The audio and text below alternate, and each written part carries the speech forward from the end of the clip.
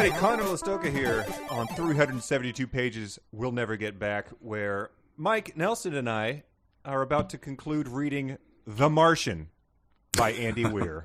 Oh, no, we're not. Artemis by Andy Weir, the follow-up to The Martian. Whew! Whew, I was reading the wrong book this whole time. I feel bad. I was just thinking of the several emails we've received that it said this week that had in defense... ... in the subject line. Some of them were in defense of The Martian, in defense of Andy Weir, and so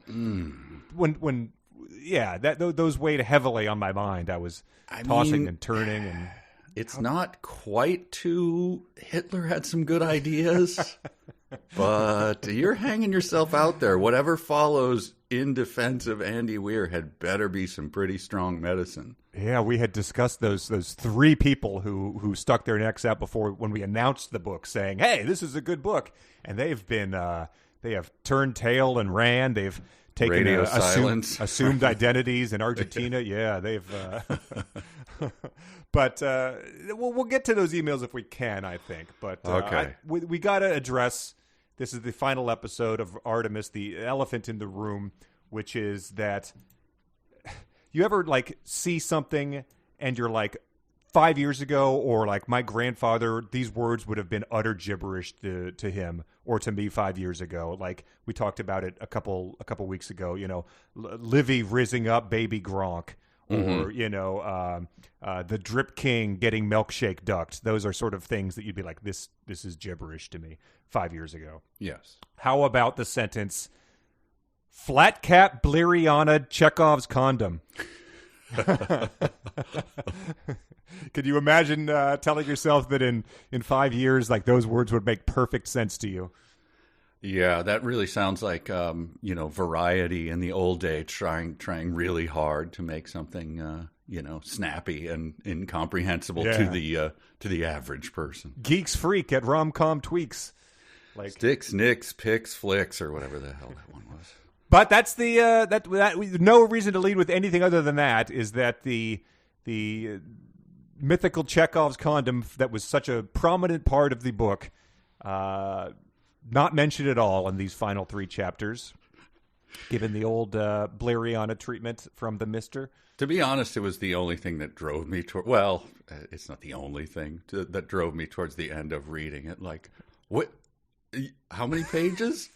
Scanning down, like, I don't think it's going to happen. There's no way. Exactly. The character does appear that gave it to her, that she has evidently some sort of, romance planned with him, but it's not even winked at in the final moments of the book, especially even though she punctures a hole in something that, based on all the fanfic we got in the first episode, I don't even think I used it because it seemed so obvious. She didn't even plug a hole with that, so.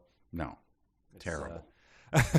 Well, we'll get to all that, but bringing that up, though, that sentence, I did want to share the first email we received this week, which came in from Janelle, who says that she had some Amazon credits to spare, and I don't even know if you were aware of this, but there is she bought the digital version of The Missus, the sequel to The Mister that I guess came out this week.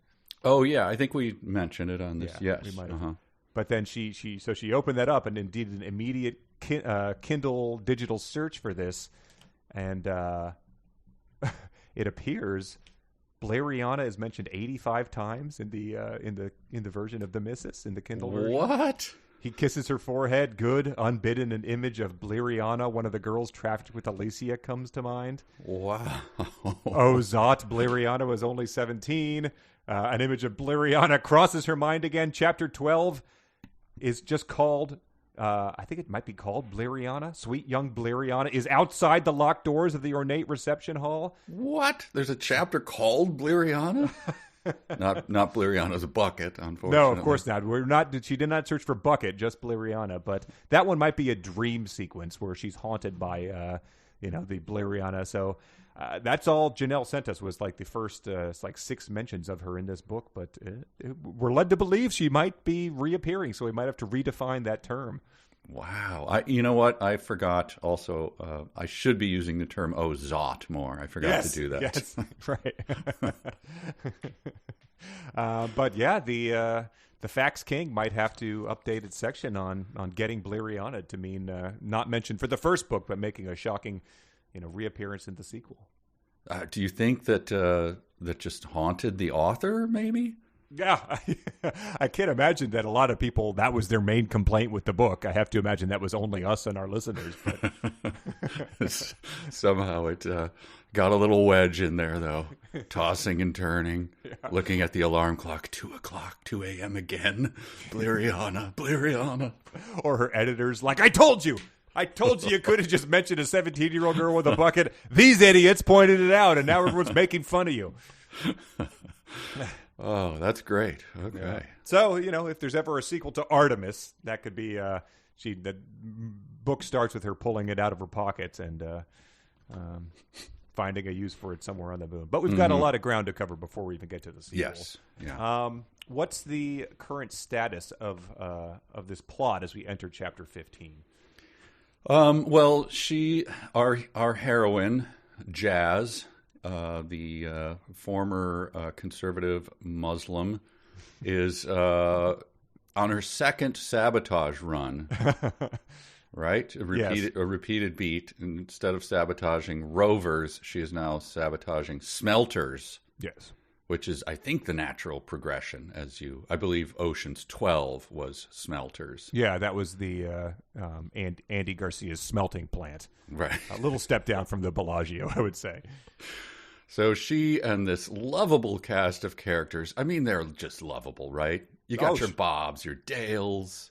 Yeah. Your Phobos. Tyler? No, Tyler's the other. Oh, Tyler's Dale's Tyler's boyfriend, yes. Yeah, and her father, and they're all sort of monitoring this remotely as she approaches this smelting plant. And she has actually sabotaged it at this point in time. She's welded a skirt over it. Sure, there was an intense welding scene, which continues to pay off in this one. She's installed a fake monitoring panel that will circumvent the thermostat of the whole thing, so it will continue to ratchet up and up and up as copper fuses out, and the fail safe she's welded shut as well. She's welded something, yes, over the copper fail safe, the thing that would melt and turn off the smelter. Yes, she welded something over that.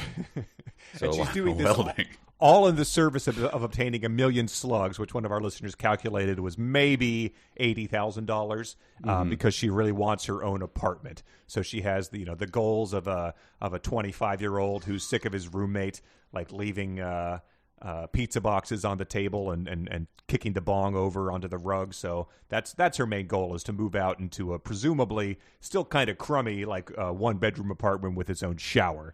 So that's why she has undertaken this massive operation. Yes, she had one of those roommates that leaves just too many notes around. Hey, don't want to be a pest, but found crumbs again. That kind of a person. Yes, yeah, or that you notice they're doing some weird folding of their toilet paper and leaving it in the toilet unflushed, and it's is this something people do, or toilet paper origami? But so anyway, she has enlisted this crew of people, and I haven't really thought about it, but they never discussed if they'd share the money with them, right? I think Dale was just I want to get a beer, but she does a cri de coeur to them about how much do we love Artemis? Oh, right. You have to do this because there might be some gangsters headed on one of our meat trucks or meat ships headed this way. So who's in? And they all do Agincourt, yeah. And no one goes, how much? Right, yes. I mean, I think the one guy said, I'll have a beer or something. And she's there oh, I'll never do it. Never, ever, ever. Let me buy you a beer. I'll do it. I'm in. Yes. Yeah, because there are Brazilian gangsters heading this way too, yes. Very gradually, to sort of take over the mining and smelting operation. So that has really made people leap into action here. Gangsters who I believe have 2 names: O Palacio. Okay. And then there's the name of the company, and I get those something. I don't know. Anyway, I'm confused about that, but right. Doesn't matter. It's a red herring. Well, the important thing is that Loretta Sanchez Loretta's always the full name. Always the full name. is very much still in the smelting plant, and so Jazz has gone back to, I guess, try to pull her out of there because she knows that it's about to explode. Which I think Loretta probably thinks that as well, since she's in there trying to fix it and has evacuated everybody that she works with into a escape train. Yes, and they've dumped chlorine gas in there to circumvent the. I think somehow chlorine gas was what made everybody evacuate so that the thing could explode, because they were, they're not trying to kill innocent people. They're just trying to destroy this thing so they can take over the smelting operation. So the 16-year-old girl can take over the smelting operation. Yes. So they're inside the smelter, I guess. Again, physicality is not one of his strong suits here, describing what... But she looks back into the smelter, and there Loretta Sanchez is in it. So she returns, and then we get... this one was, I think, real or fanfic. How does one introduce herself in a situation like this? I don't think Emily Post covered saving an enemy's life during industrial sabotage in her etiquette books. Here's a little bit of trivia. When was Emily Post born, do you think, Connor? Oh, brother. 1898?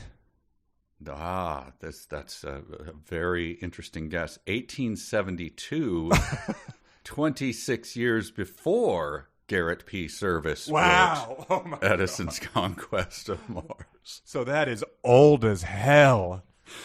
So, good on people on the moon keeping Emily Post alive.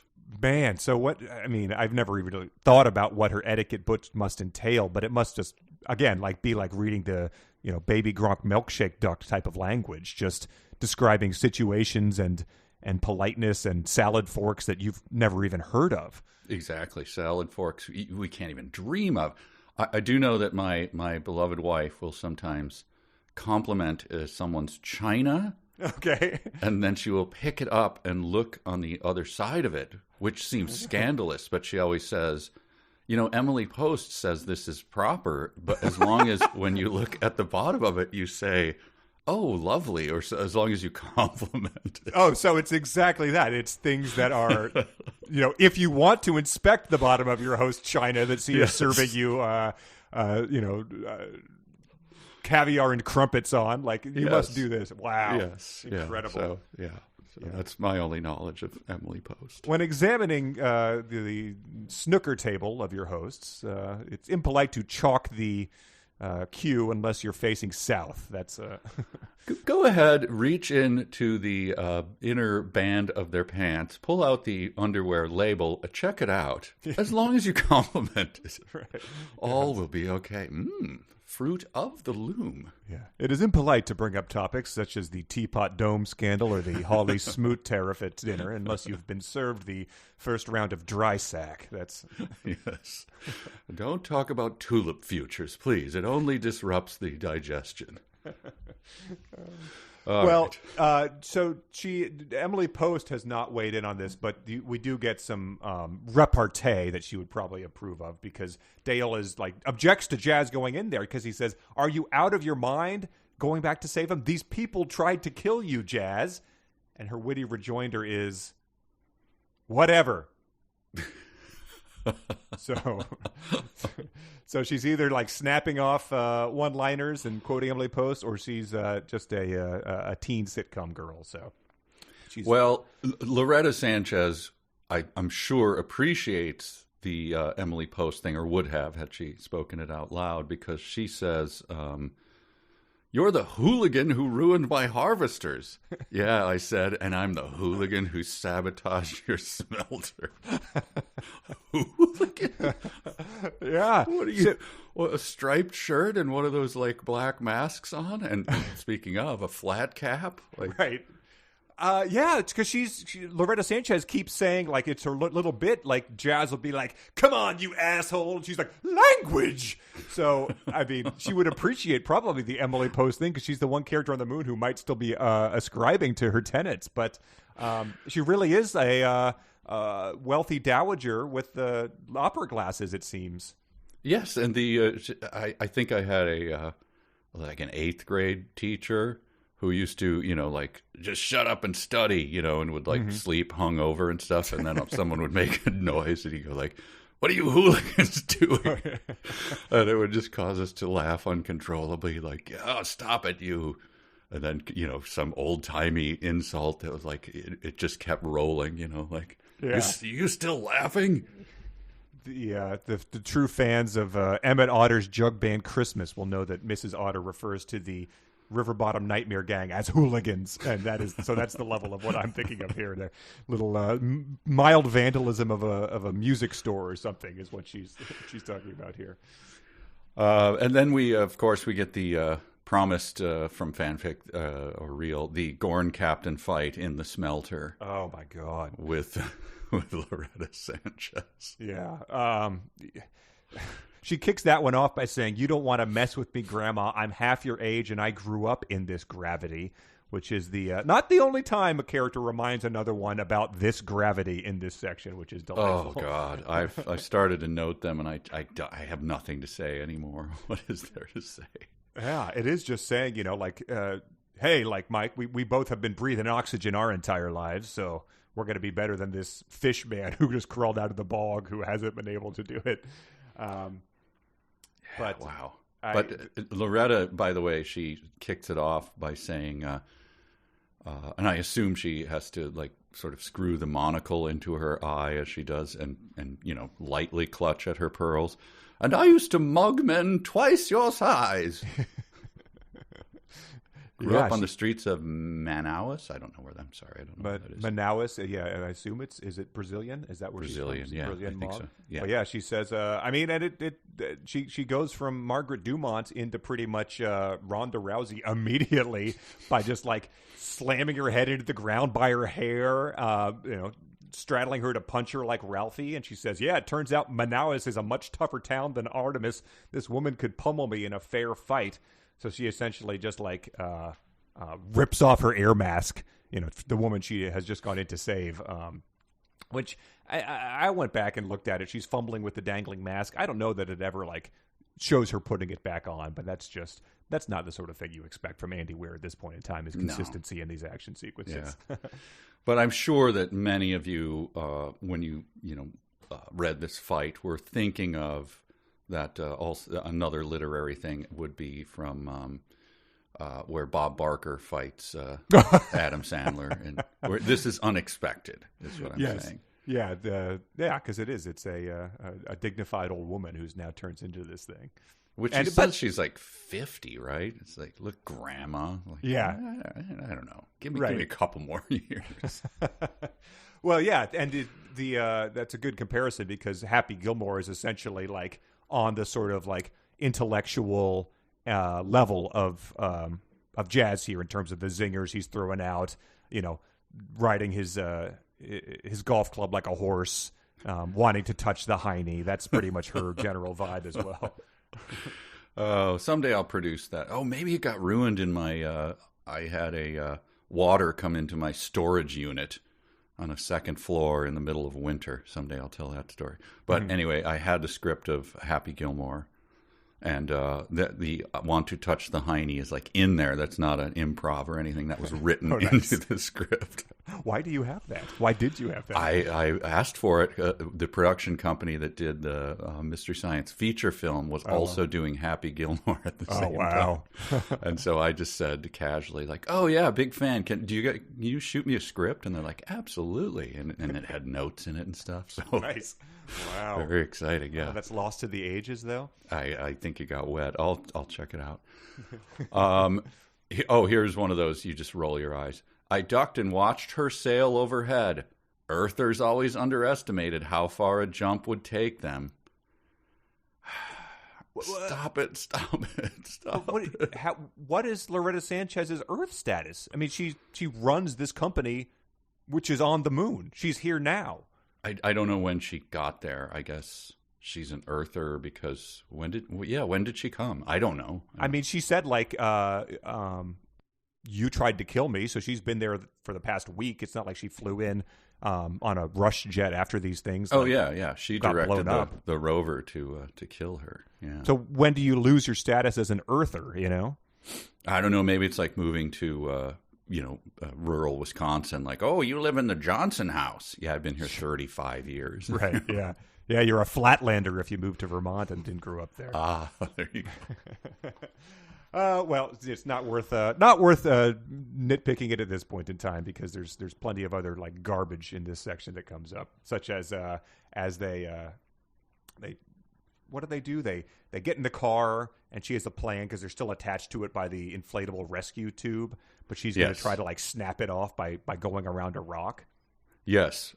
Before we get to that, this is as close as we've referenced it many times, the Gilligan's Island gag, whatever you want to call it.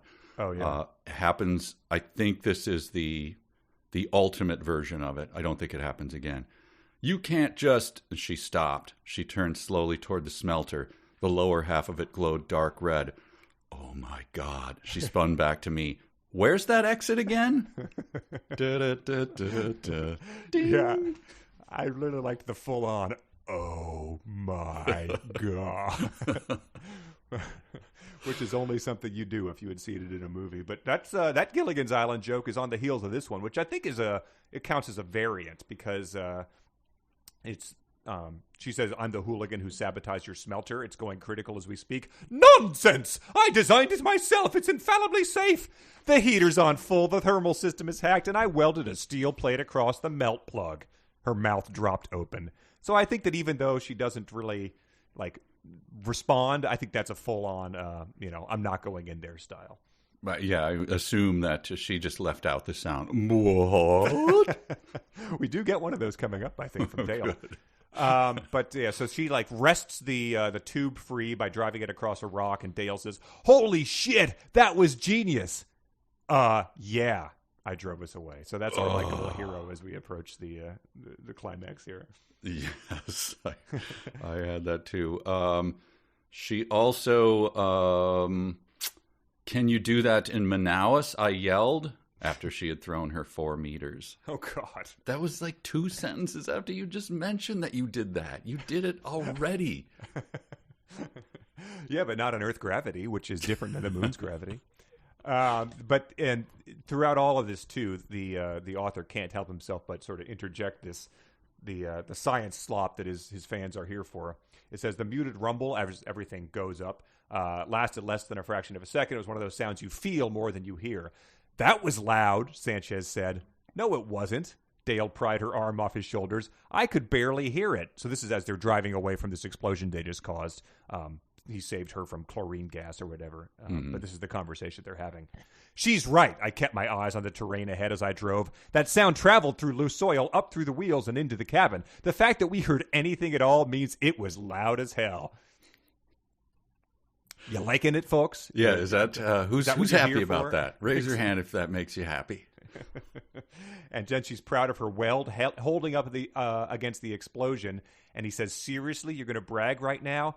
I'm just saying, hell of a weld. We're so close. We got so close there. There's an inflatable tube. There's things blowing up. We get it. Oh, man. I wonder if it was typed out. Maybe it was crossed out, and then he changed it to weld. I like to think that at one point it was that. Yeah, we got to get the rig cut of Artemis. Yeah. I mean, would that change my mind? 80,000 words into this thing after we've made fun of it for 5 episodes? It would give it a little point in its favor. That's true. It's a big point in its favor. Here's my question: is Andy, given all the aphorisms that come up here, and is Andy Weir, when he's writing for Jazz, does he picture that she's a 65-year-old gym coach with those shorts on, that kind, the ones that go up too high, and what are those called? We used to have a name for those. Anyway, yeah, gym coach shorts. Yes. Because here's what Jazz says to Loretta Sanchez, full name. Bullshit, I said. Your nose is so far up O. Palacio's ass, you can see teeth. First of all, I absolutely, that is disgusting, loathsome, gross, but also 20, 21, 23-year-old conservative Muslim is saying that. There's a common expression around her home. Right. Maybe the pedophile taught her that. Who knows? That's true. Yeah.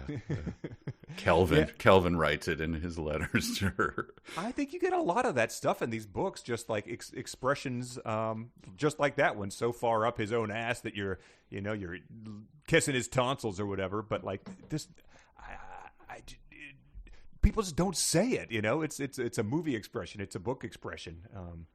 Yeah, it's like your ass or your mouth is writing checks that your ass. Yeah, exactly. That kind of stuff. Like, no one has ever said that. If they would, everyone would turn and go like, again, Office Space. Like, no, man. What? Shit, no.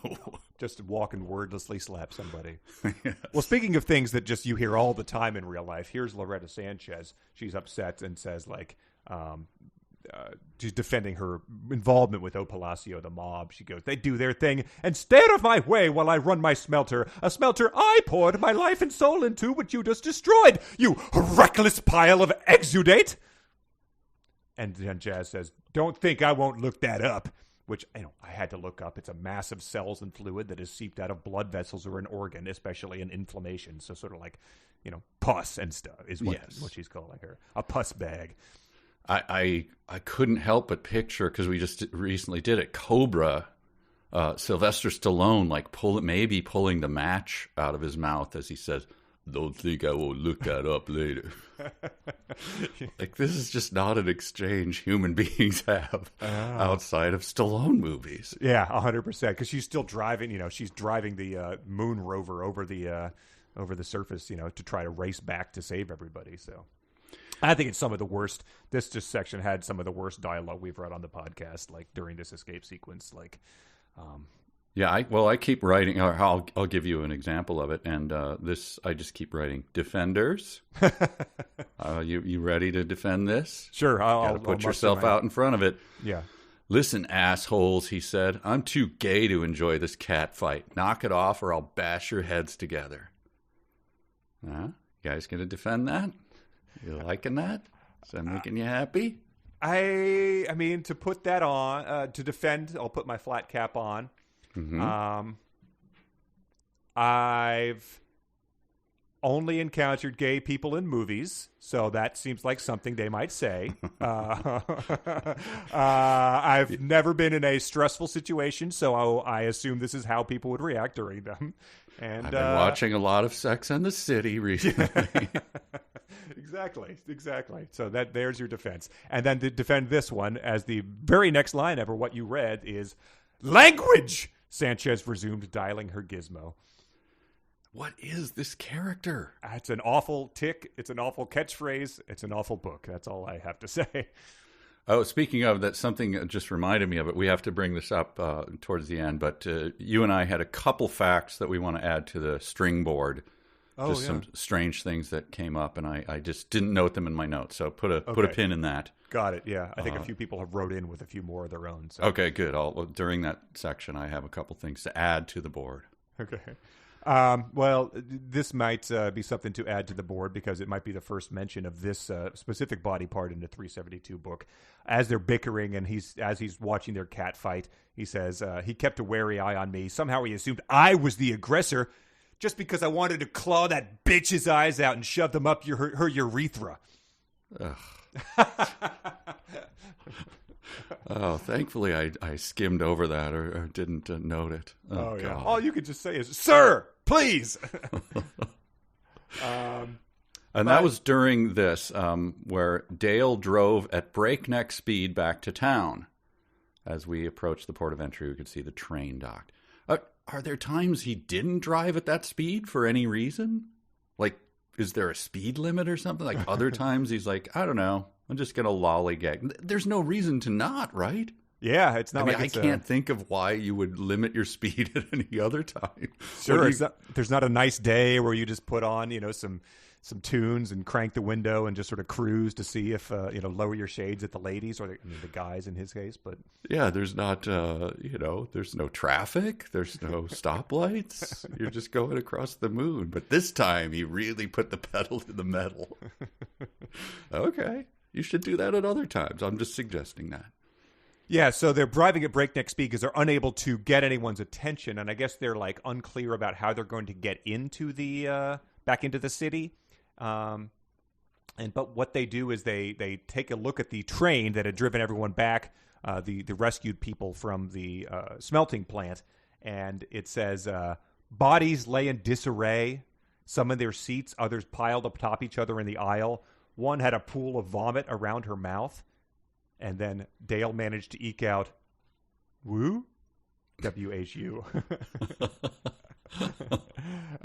And it turns out that Sanchez is upset because it's all their people, and they say they're still breathing, but it says it's in the air. Something's wrong with the air. Everyone in the train was fine until the conductor opened the hatch. Then they passed out. So they had docked back at the city, opened the door, and then all this air rushed in from like the main part of Artemis and knocked everybody out. But they say like nobody was like trying to get to the exits. Nobody was panicking. It was just where they stood. Like, so it happened instantaneously.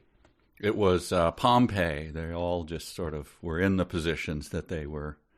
It just hit them like nothing. We get a really good one of those later that is not an earned moment. But let's wait to that. And that is when Loretta Sanchez explains what happened, and Jazz says, "Her words hit me like hammers.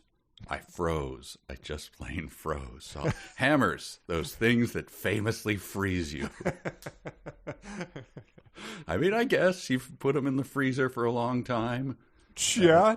Causes a little burning skin, like a freezer burn. Yeah, hit someone lightly on the sides of the temple, and then hold the hammers there that are below zero. I suppose they could freeze. I could imagine a also ran like Super Nintendo game, like where the character gets a freezing hammer that freezes his enemies or something in like Arrow the Acrobat or something. Just like no one played it, but it exists. So it could be accurate. Sure, yeah. But so what she's doing after her words hit her like a frozen hammer is she explains what has happened in the air, which is some chemistry, but it says methane, chlorine, and heat will make several compounds, most of them harmless, but it also makes chloroform. Dale sighed in relief. "Oh, thank God." Sanchez put her head into her mouth and suppressed a sob. "They're going to die. They're all going to die." Which credit. I think it might be the only funny one of those Gilligan sort of boy-yo-yo-yoing moments throughout the book so far, because he thinks it's a good thing, but she just says they're all going to die twice. "Oh, woo, it's just chloroform." Oh, you idiot. Right. Like if it had been, like any gas you use to knock someone out is probably like, yeah, a trained anesthesiologist knows how much this is going to work. Too much of it is probably not going to be a good thing. Right. And she says, like, based on the concentration, the best case scenario is they'll all be dead in an hour. So we get the clock ticking. We get the sort of very similar Ready Player 2 scenario, right? There was everyone was passed out in their spider coffins, and if they didn't, gunt hard enough in an hour, everyone's gonna die. So, people like the hacky sci-fi authors like these ticking clocks. Right. This one, however, is very convoluted. I couldn't follow any of it, but we did get this little bit of science that this froze my blood like I'd been hit by a hammer. Both the rover outer door and the collet had been badly warped. Both leaked air like a sieve. Oh, my God, that's terrible news. But at least there wasn't any big holes. Oh, okay. So that's good news. I was worried there for a second. I was worried there were stakes, but there are none. It's fine. Yeah, it's the whole book has led you to believe that there's airlocks and vacuums that are insanely important to the survival of this city. But I guess leaking air like a sieve is fine as long as they're not big leaks. Big holes. And we get he does start playing us out with some of the hits as we get to the end of the book, which is.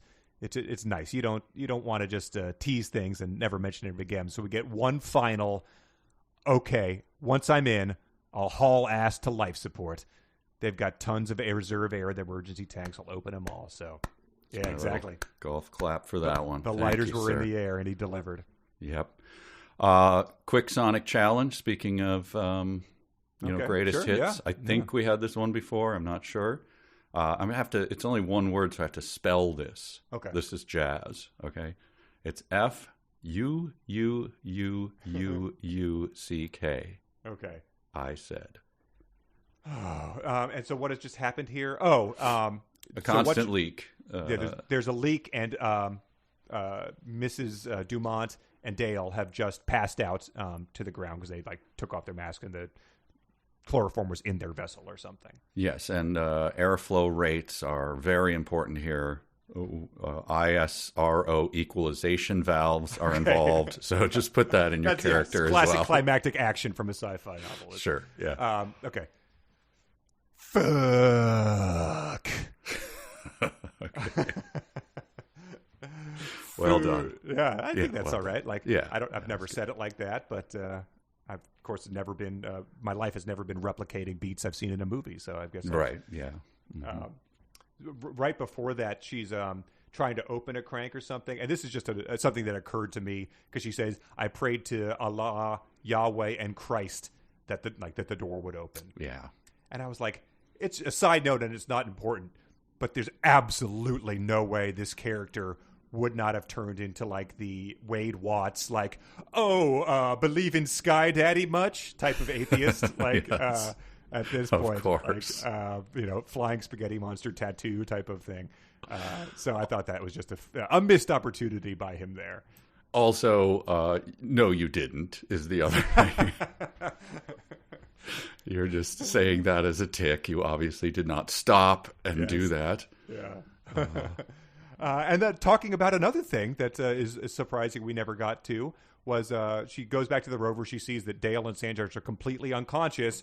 Goddamn. Note to self, don't take the mask off. This was the first note to self we were given by this character. That's another missed opportunity by this man. I assume that's probably something that features in all of his books. The Martian guy must have been taking note to self because he was by himself the whole time. I'm assuming that's an homage to Dirty Work. Yeah, I wouldn't be surprised if he was a fan of Norm Macdonald, but it would make me ashamed about that, I would say. Yes, dang it. All right, that's all I have. The chloroform leak started, so she's got to go in and correct that. That's where we are. Yeah, she has 40 minutes left, and she says, if everyone died, it would be my fault. I just had one thing I wanted to note. It was just this sort of, poetry as these shocking images unfold across the entire moon. It says, the ISRO lab was littered with unconscious scientists. It was an eerie sight. So. It was a happy sight. Yes.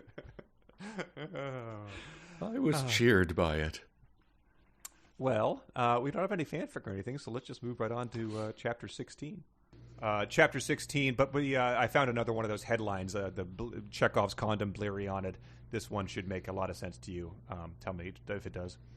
Major players XQC and Amaranth started streaming on Kick, but Pokimane isn't interested. Oh, I try to follow. It's like when I'm listening to native French speakers. I'm trying so hard to pull out the words and the meaning. I can't do it. Sure. Yes. What does it mean? Oh, it's just going to get worse, I'm afraid. Yeah, especially as I age out of all of this stuff. Oh, man. Oh, yeah, well. They changed what it was. Yes. Chapter 16 starts not with Pokimane, but with she needs Rudy's gizmo because it's the skeleton key for all of Artemis, and I forget what she needs to do. She needs to get into the valve chamber or something so she can start releasing air. She's going to equalize something or other, and she needs to get Rudy's thing because of that. And as she's going to track that down, we got this little aside, which it's just so late in the game for this, sir. We don't need this to happen. She says, Armstrong up 4 has an open space just near the ramps called Boulder Park. Why is it called that? No clue. While passing through, I tripped over a guy. I had, Would you knock this off? 2,000 people's lives are at stake. Introducing something and immediately dismissing it, saying, I should not have even brought this up when you are the one writing it, is unforgivable, I would say. Unforgivable. Infuriating. Defenders? All right, we'll get to you later. Yeah, if you, I don't, I'm not of the mind that every word has to be not wasted. I mean, in this book, he's clearly going for either sci-fi action or laughs. But to introduce that, I feel like you need to be a bit more judicious. Yes, and this moment reminded me of, it's been a long time since I read it, but isn't there in Stephen King's The Stand, there's a sort of middle section of these the heroes having to walk through a tunnel of dead people. Oh, yep, the Lincoln Tunnel, I think. Yeah, so that is very, as I recall, harrowing. This not so much. Just right. Kind of stepping over people and saying, "Remember, they're not dead." Okay. Right. Yeah. So it just didn't have any eeriness to me. It's like, yeah, obviously she's going to save them, so I'm not concerned. Right. That's a good example, too, because if that character had asides other than like the utter terror he was feeling of walking through there in the dark with zombies and dead people everywhere, that would be a... Why do they call it the Lincoln Tunnel? No idea. Oh, well. Oh, well. But then you get this, which is another moment that I feel the Condom book has really earned. I tripped over a guy lying on his side and face planted onto a tourist, holding her unconscious toddler. She'd curled her body around the boy, a mother's last line of defense. So it's the book with her horror-do and all that stuff is really sort of earning these moments of moon poon desperation. Yes. When she gets to Rudy's office, she says that something has caught my eye and bothered my brain. I couldn't figure out what. It's one of those warnings you get with more of a sense of wrongness than anything else. And he sort of dwells on it for a while, and it just must have taken all his reserve to not say I have a bad feeling about this, to quote Star Wars, yes. I feel like. Yeah, and I thought it was going to be a, put a pin in it moment, because she says it twice, Yeah. So it's like, oh, but there was something wrong. Why? Why is my brain saying that? Like, she should have just had it happen out of nowhere. Jumps. What's his name? Lefty? Alvarez. Yeah, Lefty Alvarez. Yeah, Alvarez. And it said he says, but then as I left the office, it struck me, a blunt object to the back of my head. So it's the classic a man walks into a bar joke that she's hit with there.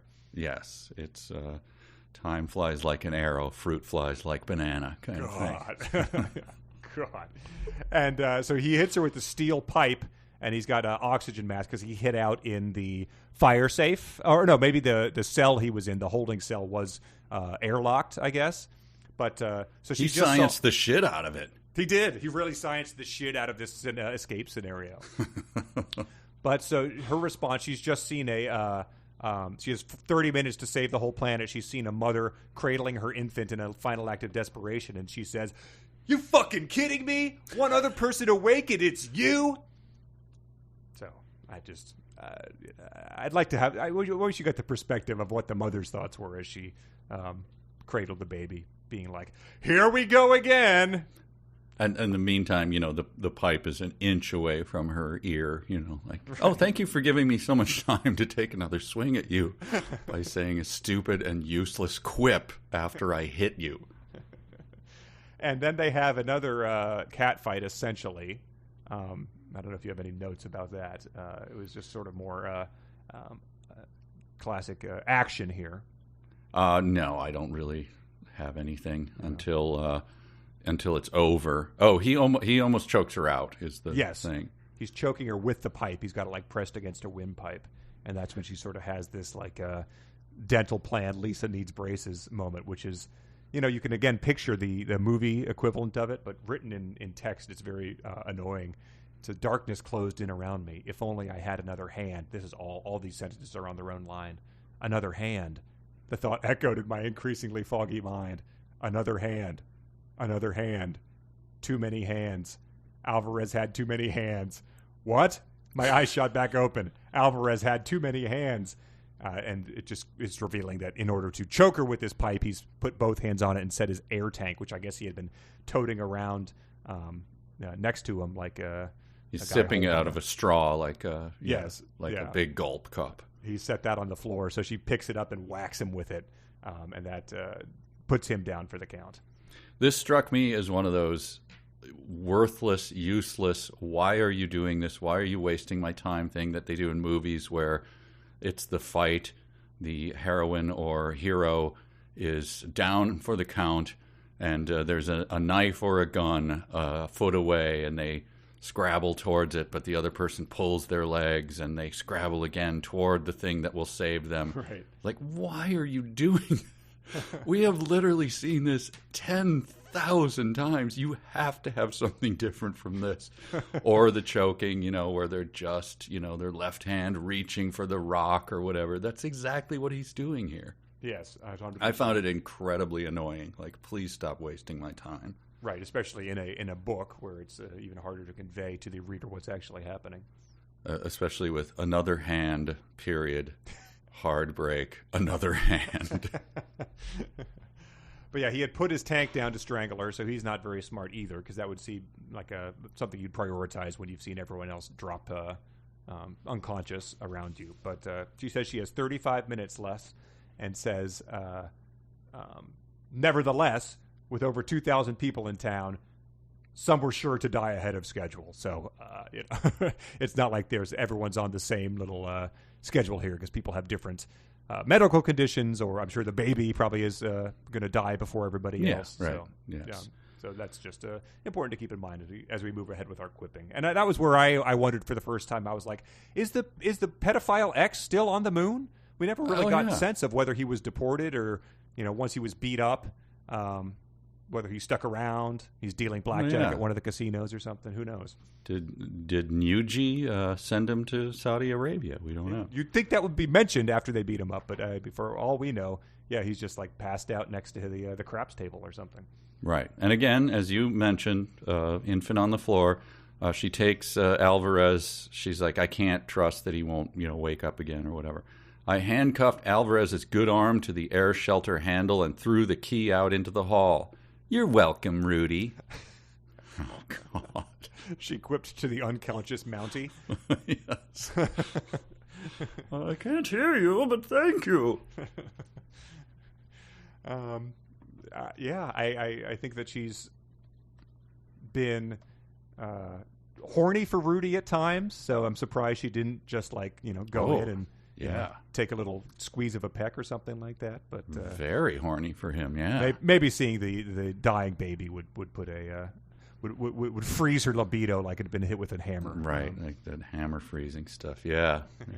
Well, you pointed out that it gets a sea hunt reference here as well. Yes, that was my my string theory here. Oh, okay. Yeah, no, that's fine, because this is the moment. I just forgot what the moment was. Yeah. So, Sea Hunt, I think everyone knows, a show, I think in the maybe early 60s? I think it was co-written by Emily Post, maybe. Yes. From a text by Garrett P. Service, starring Lloyd Bridges. And it was famous for, you pointed out that it was in a movie, but I think we did it on Mystery Science. He would always lose his air tank, and the Sea Hunt was obviously under the sea mostly. So that would be it would make a great riff track. Oh, nothing my God. but underwater Ideal, scenes. Yes. Yeah. He would say, by this time, my lungs were aching for air. And his name was Mike Nelson. Wow. So just put a pin in that. Because when I was a little kid, old guys would say to me, hey, Sea Hunt. And I had no idea what they were talking about. It was very weird. But at one time, I did meet Lloyd Bridges at the Emmys, and his whole family had a whole table there. It looks like they went to the Emmys like every year. Someone was, one of the Bridges was going to be nominated or winning an Emmy somewhere. So they were all at a table, and I walked up and introduced myself because we had done a Lloyd Bridges movie as our first ever, or first or second, whatever, MST, and remembered it fondly. And I said, hey, my name is Mike Nelson. And he goes, Don't give me that crap, son, or something like that. I've heard that 1,000 times. Wow. You have? Then Bo and Jeff go like, Dad, no, I think that's actually him. I don't know how they knew that I was. I don't think he's kidding, Dad. And then I said, we did a movie of yours, Lloyd. And he's like, huh? I never did that movie. And the Bo and Jeff go, Dad, yeah, that was that one. It was like you went to the moon or something. He's like, okay, if you say so. It was very fun. Anyway, great time at the Emmys, Lloyd. Well done. Yes. Anyway, there's a line in here that has to be an homage to. Do you have the line? Yeah, I tasted the bile on my breath, but didn't have time to rest. I powered through the obstacle course of bodies. I cranked up the flow rate on my air tank to get more oxygen into my aching lungs. There we go. So, all of that was to say, obviously, that's put a pin in the string, and that adds to the string board. Expands even further, yeah. Now we can loop the bridges into it. Mm-hmm. I wonder what the end game is for like anyone else who had ever came up to Lloyd Bridges and pretended their name was Mike Nelson. For that know. To have happened, multiple times, for him to be annoyed by it, seems like people were probably trying to just like, I'm just kidding you. All right, we had a good laugh. I'm going to move on with my day. Yeah, I don't know. I read somewhere, or no, I think it was in an interview with. It's an old movie, but this guy is old. It was in The In-Laws with Peter Falk, and I forget the other guy's name. Anyway, he was doing an interview, and he said there was a line in it where he told him, if you're ever being shot at, run away, serpentine. Okay, yeah. Serpentine. And apparently, for 35 years on the streets, people would yell at him, "Serpentine!" Oh my God! And he would wave and give the little sniff through the nose, thanks. But apparently, it annoyed it annoyed the other actor so much, Peter Falk, that he was like, "What the hell are you saying? Shut up!" Would get very, very angry. It had to be 35 years of hearing serpentine yelling. Oh my God! Yeah, I think at some point you'd forget why they're even yelling it at you. It's just something people do. Right. So yeah, I can't imagine what saying, "Hey, my name's Mike Nelson" to him would actually yield. If he had just punched you and then the Emmys had kicked you out, that would have been a nice full circle moment. Yeah, that's true. Yeah. So she gets in here, and we get some more poetic descriptions of the life support room that she has to access with Rudy's gizmo. Unconscious Vietnamese guys lay everywhere. Yes. Which I had marked as a dumb sentence. I have that as a dumb sentence as well. And then she shoves Mr. Doan out of the panel and to look at the main control board. I looked at the air management controls. The writing was in Vietnamese, but I got the general idea. Is that how languages work? Sure you did, yeah. Unless it's has little frowny faces and stuff on it. But I mean, she says one wall showed a map of every pipe and airline in the system. So, but I mean, I guess she also has a preternatural understanding of ductwork here. Right. Vietnamese ductwork. She is a genius, after all. It does seem like you could probably say, like, listen, on the moon, this if anyone needs to come in here and try to work in this, it's got to be, France has signs have to be in French. I mean, sorry, Quebec signs have to be in French and in English as well. Like the moon would probably have some sort of order about critical infrastructure. You would think so. Yes. You would think, yes. Okay. We have a lot of signs in Minneapolis are in 3 or 4 languages, and one of them is Hmong. Wow. Which is a Vietnamese mountain people who have their own language. Okay. So that's so you'd think that the Vietnamese guys would give us the same. You often look at those signs and get the general idea. I get the general idea, of course. Yeah. This I liked, that she's like looking around here trying to figure out what to do, and it says, "My gizmo rang in my pocket. It was so unexpected. I drew my pipe, ready for a fight," which is an interesting reaction to your phone ringing. I've never done that before. Which also, come on, I mean, the pipe, by the way, speaking of Chekov's. Yeah. But it doesn't quite qualify because she introduces, or he, I guess, introduces it in the third act, and right, yeah, and it's so going obviously to come up going again to pay in the off. third act. So. But yeah, it really, yeah. So that's the one thing that does pay off, but it wasn't like something that was, I mean, I guess she, in the very beginning, was like, oh, your suits, you can't pop them type of thing. But right. This struck me as funny. I think she's in communication with Sanchez and Dale. Yeah, they regained their consciousness somehow through some explanation. Yes, somehow. They print-fighted their way out of it. The tanks are in the triangle between Armstrong, Shepard, and Bean. Meet me at the Bean-Shepard connector. That just struck me as funny. You just say where to meet. I don't know why you had to preface that. Right. And it's, I mean, I assume Bean is a astronaut or an explorer or something like that. It just is He's one of the astronauts, yeah. Without it being known, it's a funny thing to... Yes. They are talking about how they don't have enough oxygen, and I thought this was good, too, because they're saying, we do have one chance. Trond Landvik stockpiled huge amounts of oxygen. That bastard, said Sanchez. I knew he was after my oxygen for power contract. You know, rest in peace and all. He was murdered by the mob that I'm in business with. But that son of a bitch, like, you know, my heart goes out to his child, that dick. Spitting on the ground. Yes. I understand she's physically disabled. But still, you son of a... And that right after that is when Jazz looks over the control board again. Thank God Vietnamese uses a superset of the English alphabet.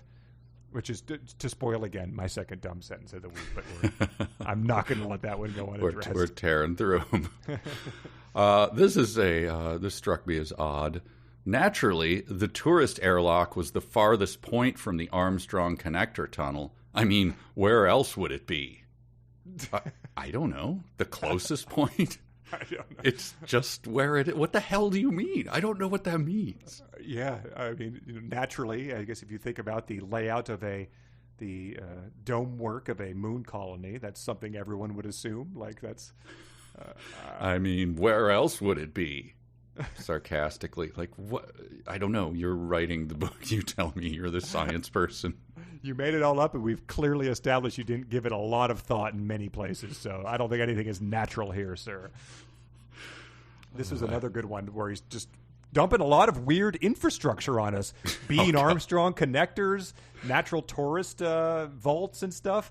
And this says, so, you know, the clock is ticking, 25 minutes till everyone dies, probably less. I plowed through Conrad ground as fast as I could. My home bubble had some of the most Byzantine passageways in town. When you put a bunch of artisans in one place with no zoning rules, their workshops expand to fill every nook and cranny. And that's right before he explains that the tourist airlock was the farthest point. And I think seeing it now, I mean, after she said that artists aren't bound by zoning rules, which is like, I mean, naturally, but it says, I think it's just a sarcastic thing that where she needs to go is the farthest point away. Yes, I think that's what it means, but it's like, why are you asking me? Why your sarcasm isn't helping me. You're asking me? I mean, where else would it be? Am I right? Rolling your eyes at me. I'm just standing here like, I don't know. I'm just reading the book. Well, it doesn't stop because we get this type of moment, which is from Margaret Dumont. He's going to try to put them both in their suits so that they're able to like, go outside or something. Yes. It's taken a while to cram Sanchez into your gear. She's kind of tall. I beg your pardon. I'm 664 centimeters, exactly average for a woman. I'm not tall. Your saboteur friend is short. And then I'll let you do her next response, because Jazz says, "Don't stretch out my suit," I said. Don't stretch out my suit. I'll defecate in your suit. Oh. This is a 50-year-old engineer, highly paid scientist. Yes. Was flown to the moon to rescue a smelting operation. Yeah. Just passed out and regained consciousness. Very high-level manager of many, many people in a critical infrastructure. Yeah. I'll defecate in your suit. That just got, I just held down the exclamation key on the note for when that happened. It's so out of character and so unimpressive. Keep moving. But then, immediately following it, I thank Dale for this, reminding us of the stakes. It's a little on the nose, though. Sanchez, shut up, Dale said. Jazz, save the city. Oh, is that was? Yeah, I mean, Jazz, I'm going to put that song from Kill Bill, like Battle Without Honor, over the system PA so it sounds really awesome as you save the city. Bum. I had to save the city. I knew what I had to do. The equivalent of, please, ladies and gentlemen, remember, this is a double elimination tournament. Yes, but at least you understand why they needed to do that, because no one understands the rules of competitive arm wrestling tournaments.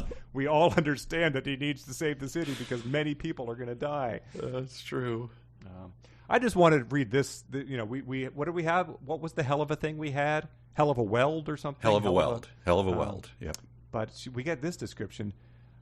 Normally you do the shit when the airlock's not venting. You take your time, inflate, and wait for the EVA master to check your seals.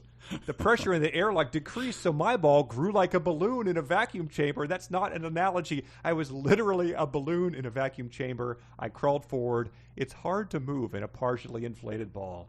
So that may be the closest we get to the hell of a rig, I think.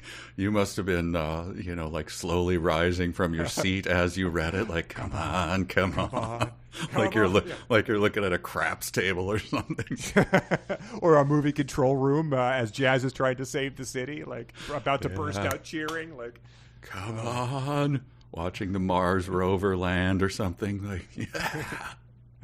There was a Simpsons meme I saw that just had Homer, instead of Mr. Plow, dressed up as as some sort of cow, as like Mr. Cow, Mr. Plow, and he's strutting towards Marge in bed. And I shared it to the 372 Facebook group, and I was like, it's a weird thing where this, I shared this without any explanation, and it made sense to everyone reading it who would have not known inflatable fetish content before they started listening to a book club podcast 5 years ago. Chekov, by the way, brings up the pointy stick in your inflatable life support system again. So just reminding us that the pipe exists. Thank you. Yeah. By saying generally not a good idea to bring a pointy stick into your inflatable life support system. Yes. I tightened my belt to make sure the pipe was secure. Sanchez then butted in, Jazz, save the city. So. Oh, right. The city. And so during this, the stakes are high. I think the stakes are well established now. My face itches, said Sanchez over the radio. Sucks to be you, I said. We're still doing this? We're still doing this. Could you imagine the cave divers in Thailand rescuing that boys' soccer team, saying that, like radioing that to each other? Hey, my kid. I don't think my kid made it. Sucks to be you. Unbelievable. And not to mention one more instance of just like adding this in. She's like rolling across the terrain in her inflatable ball. And it says, whenever I hit a bump, I bounced into the air, parentheses. Well, not air, but you know what I mean. Oh, God damn it. Stop it. Can you file a cease and desist to an author? Like, retroactive? Yeah, maybe we could get some damages from this thing. I don't know. Have you been exposed to Artemis's shitty science talk? Contact me. Right. And then soon after that exchange, it says Sanchez. She has 10 minutes, I think. Sanchez, how accurate is that 1 hour estimate on chloroform toxicity? Quite accurate, she said. Some people will already be in critical condition. Sucks to be them, lol. Oh yeah, so she's aware of like the immediate volumes of, because she talks about it, like you have to mix at a certain temperature and this to create that gas. And so how accurate is it? Like, I don't know. I was running out of a smelter that was about to explode. I said a bunch of crap. I assume that's it. How accurate is it? Yeah, and it happened to be the naturally round number of 1 hour. Like, hang on, let me, I guess, get to a computer and pull up all the schematics of everything and estimate the And even then, I'm within several hours. I don't know. Yeah, really. I mean, where does Armstrong meet Bean? I don't know the diameter of that connector, so it's hard for me to estimate how quickly it would fill with gas. So, not to get ahead of it, but multiple people who say that they are chemists or scientists wrote in and were like, absolutely nothing about this would be even remotely accurate or possible. Oh, wow. I thought that was his, raison d'etre. Why is he, isn't that the reason you're reading him? I mean, is science, get your science boner going? Yeah. I don't know. It's because you fucking love science. Bullshit. Yeah, that's, anyone could write an email to a podcast. I can, expressing this, and I didn't bear it, but they seemed to know what they were talking about, and it seemed just as plausible that it's wildly inaccurate and just sort of, Neil deGrasse has not weighed in, but maybe we can get him to. Okay. So it is that phenomenon, of there's a name for it, which we talked about it before. I don't remember, but reading the newspaper and, something very much about, like, wow, right. This is all wrong. Turn to the next section. Wow, this is fascinating stuff. I believe every word of it. I think that, a lot of our listeners have had that moment happen with this book. So, yeah. All right. So Dale is like sobbing because he realizes what's going to happen, and what is going to happen is essentially she's going to pull a Spock at the end of one of the Star Trek movies, right? Yes, yeah. He goes into the reactor and does the sign on the window, and I have always been your friend. Type of thing. I have been and always will be your friend, Jim. But she's just pulling a pipe out of her hamster ball and says, you'll have to use this to turn the crank, I'm going to put this through the thing. I'm going to, of course, die immediately, but you can then use it for leverage. It says, it probably won't last long enough to turn the handle. You'll have to grab the pipe and finish for me. Ooh, spicy. He says, but the pipe's inside your hamster butt.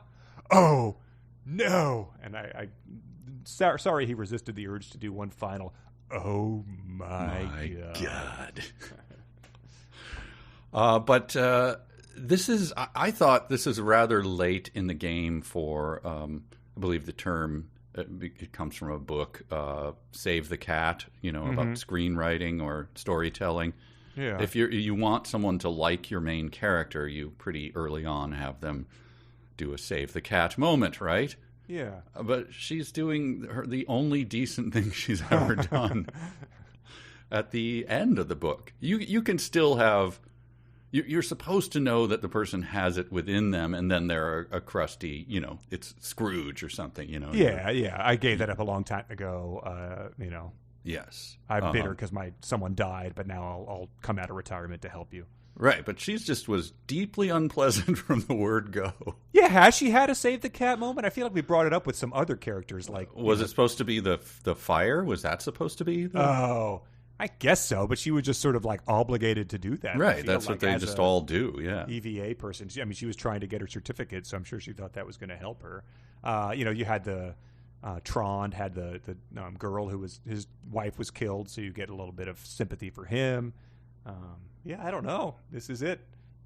Yeah, but mostly it's her entire character sucks to be you, right? So, yeah. So this is just odd that this came up this late in the game. For something that is 100% her own doing, Like if McVeigh had run back into the federal building to save one person, you wouldn't be like, I'm giving him some credit here. Like, jeez. I don't know. Like, what else? Like it's the stakes are the same. I agree. 2,000 people are about to die. Yeah. Yes. Through her sabotage. Right. So not. But you do get this, which made me happy. Like I just wrote, I'm glad she's suffering because it talks about what happens. Physics showed up with a vengeance. Yes. The ball ripped itself to shreds. 1 second I was pushing on the pipe. The next I was flying through the void. All noise stopped immediately. Blinding sunlight assaulted my eyes. I squinted in pain. The air flowed from my lungs. I gasped for more. I could expand my chest, but nothing came in. Weird feeling. I landed face up on the ground. My hands and neck burned while the rest of my body, protected by clothing, roasted more slowly. My face ached from the onslaught of burning light. My mouth and eyes bubbled, the fluids boiling off in the vacuum. The world went black and consciousness slipped away. The pain stopped. So, I sort of read these and took breaks between chapter. I just said, I can't wait for the overly detailed yet glib summary of how she's going to survive. Yes. Not for a second do you think that there's a chance she might not, even though this sounds pretty much she's done for. Yeah, and you can't help reading the beginning of that. All noise stopped, blinding sunlight. The air fled from my lungs. I could expand my chest, but nothing came in. So, yeah, that happened. That's what the weird feeling felt like to me. Okay, I don't think that people who are, like currently drowning or burning to death are going like, weird feeling. Yeah, I mean, think about what waterboarding is like. You do that to simulate the feeling that someone's drowning, even though they're like, they know that you're doing this to them. It's still like the most panic-inducing thing possible to extract, confessions from known hardened terrorists, and she's still here being like, violate the Geneva Convention much? This probably won't speak well of me, but I have been waterboarded. But... Okay, all right. All right. Like, I'll tell the story on a mini. I think you're going to have to, yeah. Cabin weekend that got a little out of control? No, it involves a nephew in the military. So oh, wow. At least there's some connection to it. It wasn't just... I'll explain it on a mini. Sure. All right. Well, we've got that to look forward to. Okay. I mean, and hey, maybe if it sounds good, we can do it, redo it live. That'd be a fun... Yeah, we'll do it live. Yeah.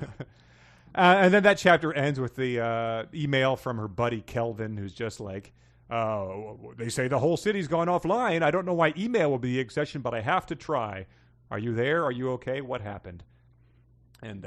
the emails, I think we all have agreed, have not really paid off. Was this one necessary at all? I think there were chapters where there were none, right? Yes, exactly. The last chapter did not have one. What was the point of this? Why did we need this? This is helping no one.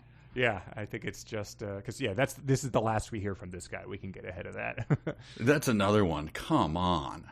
We all assumed, right, that this guy was going to show up or be your love interest. He says, yep, exactly. I reached behind me for the pipe, but I didn't have to. It was Kelvin. Like, nope, he's not coming. I've been a member of O Palacio the whole time. Yeah. Ugh. Well, we enter now the final chapter of Artemis, and it does not come too soon because essentially what you just joked about is how the chapter starts. It's a sassy, that happened. I awoke to darkness? Wait a minute. I awoke? How am I not dead? I tried to say. And then the Sonic challenge. I actually said. So there you go. Yeah, I would like to hear, was it Rosario Dawson who did the audiobook? I think an interesting thing to hear how she interprets it. Right. And they're they're with his father and a Doc Roussel, and she says it's going to be a painful recovery, but you'll survive. So that was an unexpected moment. I'm relieved. Doc Roussel, who comes up a lot, I believe was mentioned before in some sort of incident, but it really, Old West name there, Doc Roussel. Like, come on, Sawbones. Yeah. One of my cowpokes done got kicked in the face. Yeah, Doc. Bite my leather holster because this is going to really hurt. Yes. And this was an interesting detail to add in late in the game. It says, my eyes were adjusting. I saw more of the room. I was in a small hospital-like room. I say hospital-like because Artemis doesn't have a hospital. Just Doc Roussel's sick bay. So that seems, a little irresponsible, I would say. In the wake of the big submersible accident where those guys went down there and died this week, like, you'd think that would be something that would give you pause as you went to the moon, that there was no hospital. Right. But if you're the author, you could also just say, I awoke in Doc Roussel's sick bay. And sure, no one would go, was it hospital-like? Why didn't you tell me whether or not the room that you woke up in was hospital-like? I'm very hurt that you did not include that. Yeah, another unforced error. And then she says to Doc, like how did I, what happened? Give me the whole thing. And then Doc Roussel says to Jazz, I'm your doctor, so I'll take good care of you, but we're not friends. Let go of me. And I just wondered, where did the friends thing come in? Right. Did my friends grab me and ask me how everything, like what? I didn't understand what that meant. I'm your doctor, we're not friends? Like, I wasn't treating you like a friend. I was asking you, how did everyone in the city die? Like, hey, man, I'm not your friend. Oh, yeah, I think... Okay, that does not follow. I think it's just a, her being a professional, essentially saying, like, I hate you because this was all your fault. These were self-inflicted wounds I'm treating. Like, yes. I had to because I took an oath. But that's the that comes later. Like Dr. Cell doesn't like you comes later. So I'm like, oh, okay, that was it then. All right. Yeah, we're not friends just because you banged too many guys, Jazz. Right. I didn't even know you were responsible for this. I'm just incredibly judgmental about that. Well, let's read about how she survived. It says essentially Dale and Loretta Sanchez saved you. You were out there for 3 minutes. The human body can survive a few minutes of vacuum. Artemis's air pressure is low enough that you didn't get decompression sickness. Okay. The main threat is oxygen starvation, same as drowning. They saved you just in time. Another minute and you'd be dead. And it says you have second-degree burns on your hands and the back of your neck. I'm assuming they directly contacted the lunar surface. And you have a pretty bad sunburn on your face. We'll have to check you for skin cancer once a month for a while, but you'll be all right. It doesn't really sound like a scenario where you'll be all right as a diagnosis. That sounds like, months to live, maybe. Like dermatologist visits are like a yearly thing, I feel like. So this sounds like it's really ratcheting up your fear of how much this radiation has affected her. Yes, your kidney functions are at what we call suboptimal 9%. You barely have your liver is shriveled, of course, from the sun, and you've lost an astonishing amount of blood. I don't even know how. Yeah. We continue to have to pump blood into your system. Your fluids lesions are not healing. Yes, probably. Your electrolytes are so askew. Your white blood cell count, you'll be fine. Oh, that was almost a spit take. Damn. But then she sort of like leaves and lets. Does she let Svobo come in? Yes, Svobo. No, Rudy. Rudy comes in. And he says. Just people just start hand waving stuff like take off your suit on the moon, you'll be fine as long as it's not a couple minutes. If this had happened anywhere else, there would have been deaths, but we don't have cars, so no one was operating vehicles. Yeah. Thanks to our low gravity, no one got hurt falling to the ground. And then she says, no harm, no foul, which I think you would just put the pillow over her face right then and there. Quietly. Yep. But then he glares and says, 3 people went into cardiac arrest from chloroform poisoning.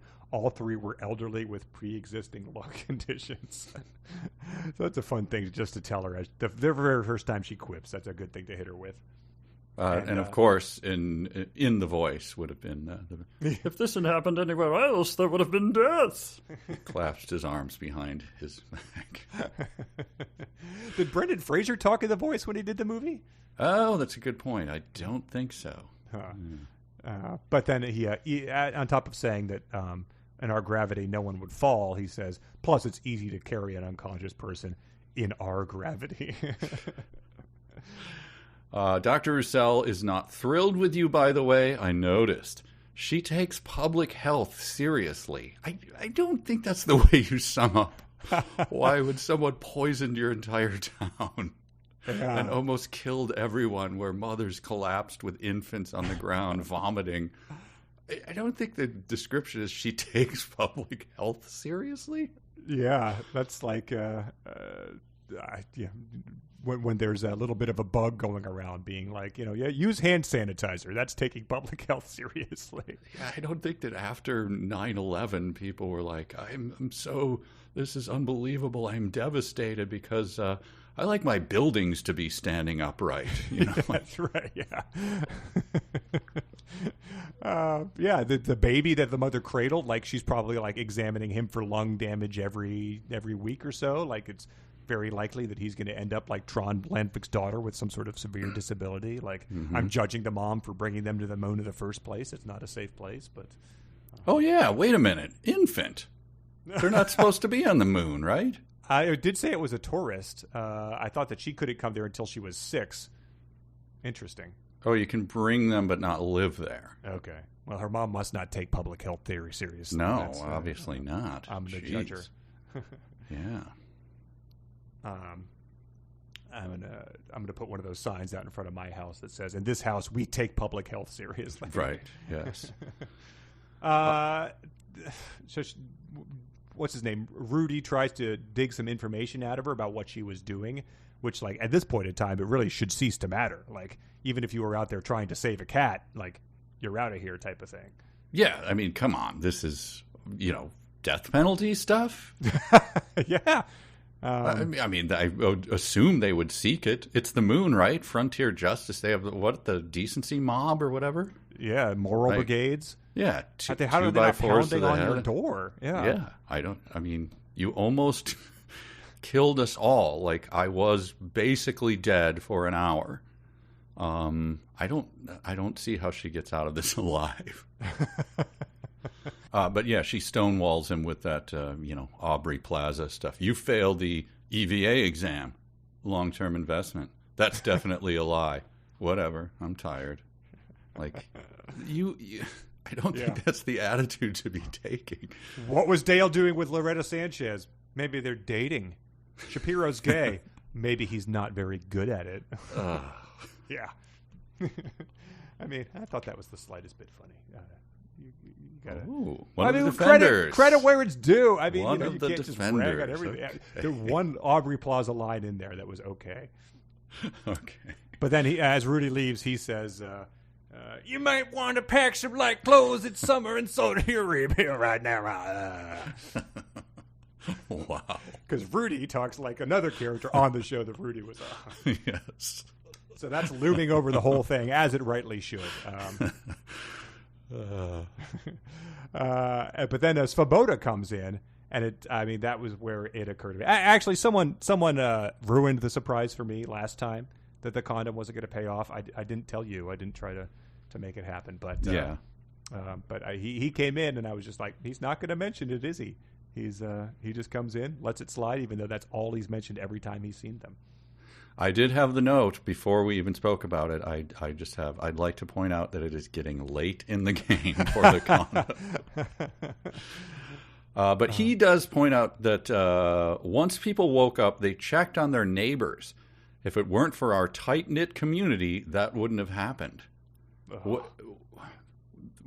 What unites them? Their loose attitude towards marriage, sexual relations, except for, that one. Having to share a shower down the hall. The tight-knit community of conservative Muslims, Jews, Koreans, Russians. Right, who all do different jobs and don't seem to interact much. And she can walk around as, the town floozy, and everyone judges her because they're so tight-knit. And pretend to be a conservative Muslim, people don't recognize her. So tight-knit? Okay. You say so this late in the game, I'll believe it. Pretty much Christmas River if Cinnamon had gassed everybody. Yes. Yeah, if she had made a pie that had, strychnine in it and everyone was like, essentially on the toilet for 3 days straight, there would have been, I don't think you would get this reaction, which Fobo says, people don't seem that mad. Well, some are, but most aren't. So, yeah, one guy bangs a 14-year-old, gets the shit beat out of him, and by the Morals Brigade, everybody gasped. Live and let live is essentially the attitude. Right, yeah. And Dale hangs out with her dad. And she's like, what? Yeah, he said, after we woke up, we formed a 2-man team to check on my neighbors. It was cool. I don't know. Is he Ukrainian? Yeah, he said after he woke. I'm not going to do. Sure, yes, it's. But he's a crazy Ukrainian. Yes, he's very crazy. We formed a 2-man team to check on my neighbors. It was cool. He bought me a beer afterward. So during this time, though, what did you do when he was stopping to kneel towards Mecca and bowing down and praying? You were just kind of nursing your beer and going, look at this crazy cat over here, man? I think he was probably doing like Roy Scheider's son in Jaws. He was doing like imitating the movements, like kneeling down next to him as in the goofy Borat-y kind of way. And then the dad is like, "Would you stop doing that?" Yes. I am kneeling to Mecca here. Right. But he says, there was a lot of engineering failures. People are asking questions like, why aren't there detectors in the air pipeline for complex toxins? Why did Sanchez store methane, oxygen, and chlorine in a room with an oven? Why doesn't life support have its own separate air partition to make sure they'll stay awake if the rest of the city has a problem? Why is life support centralized instead of having a separate zone for each bubble? These are the questions people are asking. They're not. They're asking, where is the person? And can I keep one of her fingers as a memento when we tear her apart limb from limb? Right. Like Mussolini, when we piano wire him up in the town square and leave him there for 3 days, is it okay if everyone comes out with a broom and just whacks at her corpse? Yeah. Yes, it is. Are we going to be doing like a drawing for like gizmo selfies, like for your place in line, like to flash a gang sign or like stick your tongue out in front of her body, like right. Yeah, it seems unlikely. The moon does seem like they're a sort of a hot-headed group, if not a tight-knit community. So hard to believe. Yeah. So the Morals Brigade, I assume they were having a meeting at the time the chloroform hit them, and so they all fall together. Chairs sliding out from under them and vomit on the ground, and they wake up at the same time. Looking around like, huh. Well, live and let live. What are you going to do? Yeah. It's really caused me. Turns out chloroform, writes your brain. It's like those guys who go on the ayahuasca trip and it reroutes all your neurons. Chloroform did that to them. They have no more desire to enforce mob justice on the moon. Right. Like, why am I holding this club? I don't need this anymore. Yeah, I'm a baker now. But this sort of comes out of nowhere, where she gives him a peck on the cheek. And says he starts going like, a woman? And she says, relax, it's just a peck on the cheek. It's nothing to get worried about. And then I put my hand on the nape of his neck, pulled his head to mine, and kissed him full on the lips. A good long kiss with no ambiguity. When we disengaged, he looked hopefully confused. Now that you can get worked up about. God. By that, I assume she means like the radiation sickness she transferred to him, or the gross pus that was in her lip blisters from the yes. from the sun on the moon. Bits of her skin hanging on his lips. I'm going to be hanging out with Dale now, Jazz, if you get my drift. Oh my God. I I assume that during the kiss, also he had eaten what is that Ukrainian dish where you take a bunch of herring and then you put sauerkraut and beets on top of it, kind of their national dish. Yeah. So I think he was eating that. So it's like, let me just get. Oh, okay, all right, we're going in. All right, there you go. And that does bear out later because it does a little chapter break. And this was just you almost made me spit take recently with a joke, but this was a spit take moment with what he says here with approximately 3% left in the book. I opened and closed my hands a few times. The bandages were off, but both hands were littered with red blisters. I looked like a leper. Or a hooker who gives hand jobs exclusively to lepers. Just a sort of a for a guy who travels in cliche as much as he does, when he goes off the rails and thinks of his own comparison, shocking stuff. Yeah, it's not. You should not try it. I actually have a spit take written for this one. They of course have the dad come in. Mm-hmm. Dad comes in and like, I'm sorry, Dad. Their little moment happens and Dad clasped his hands behind his back. My father, your grandfather, had severe depression. He committed suicide when I was 8. Spit take. Wait, what? There's 2 pages of the book left. Had your grandfather committed suicide? Yeah. Why is this not the book? I don't. Did that factor in his decision to, relocate to the moon and all this? Like, Right. it seems like it would hang over like every aspect of his life. Like, is that how he became more devout? Like, Right. and she says, I nodded. A dark corner of our family history. Dad rarely discussed it. Because he knew I'd be too busy admiring how hot my boobs are in order to pay attention to him discussing his dad killing himself when he was 8. Like, oh, yeah, when that's all you've built a character up to, it's really jarring when you try to introduce something with a little bit of gravity. God damn it. Didn't mean it that way. Pathos into it. I know you didn't mean that. You're forgiven. Sorry. And then she ends this little, I don't know what you call it, this little wrap up with this. I gave him a firm handshake and we called it a day. Not really. I collapsed into his arms and cried like a child. I don't want to talk about it. So, not an unreliable narrator, just a terrible, childish, idiot narrator. Mm-hmm. I don't know if there's a term for this when the narrator does this kind of stuff. Like, no, I think he has invented it. A Weirian narrator, I guess.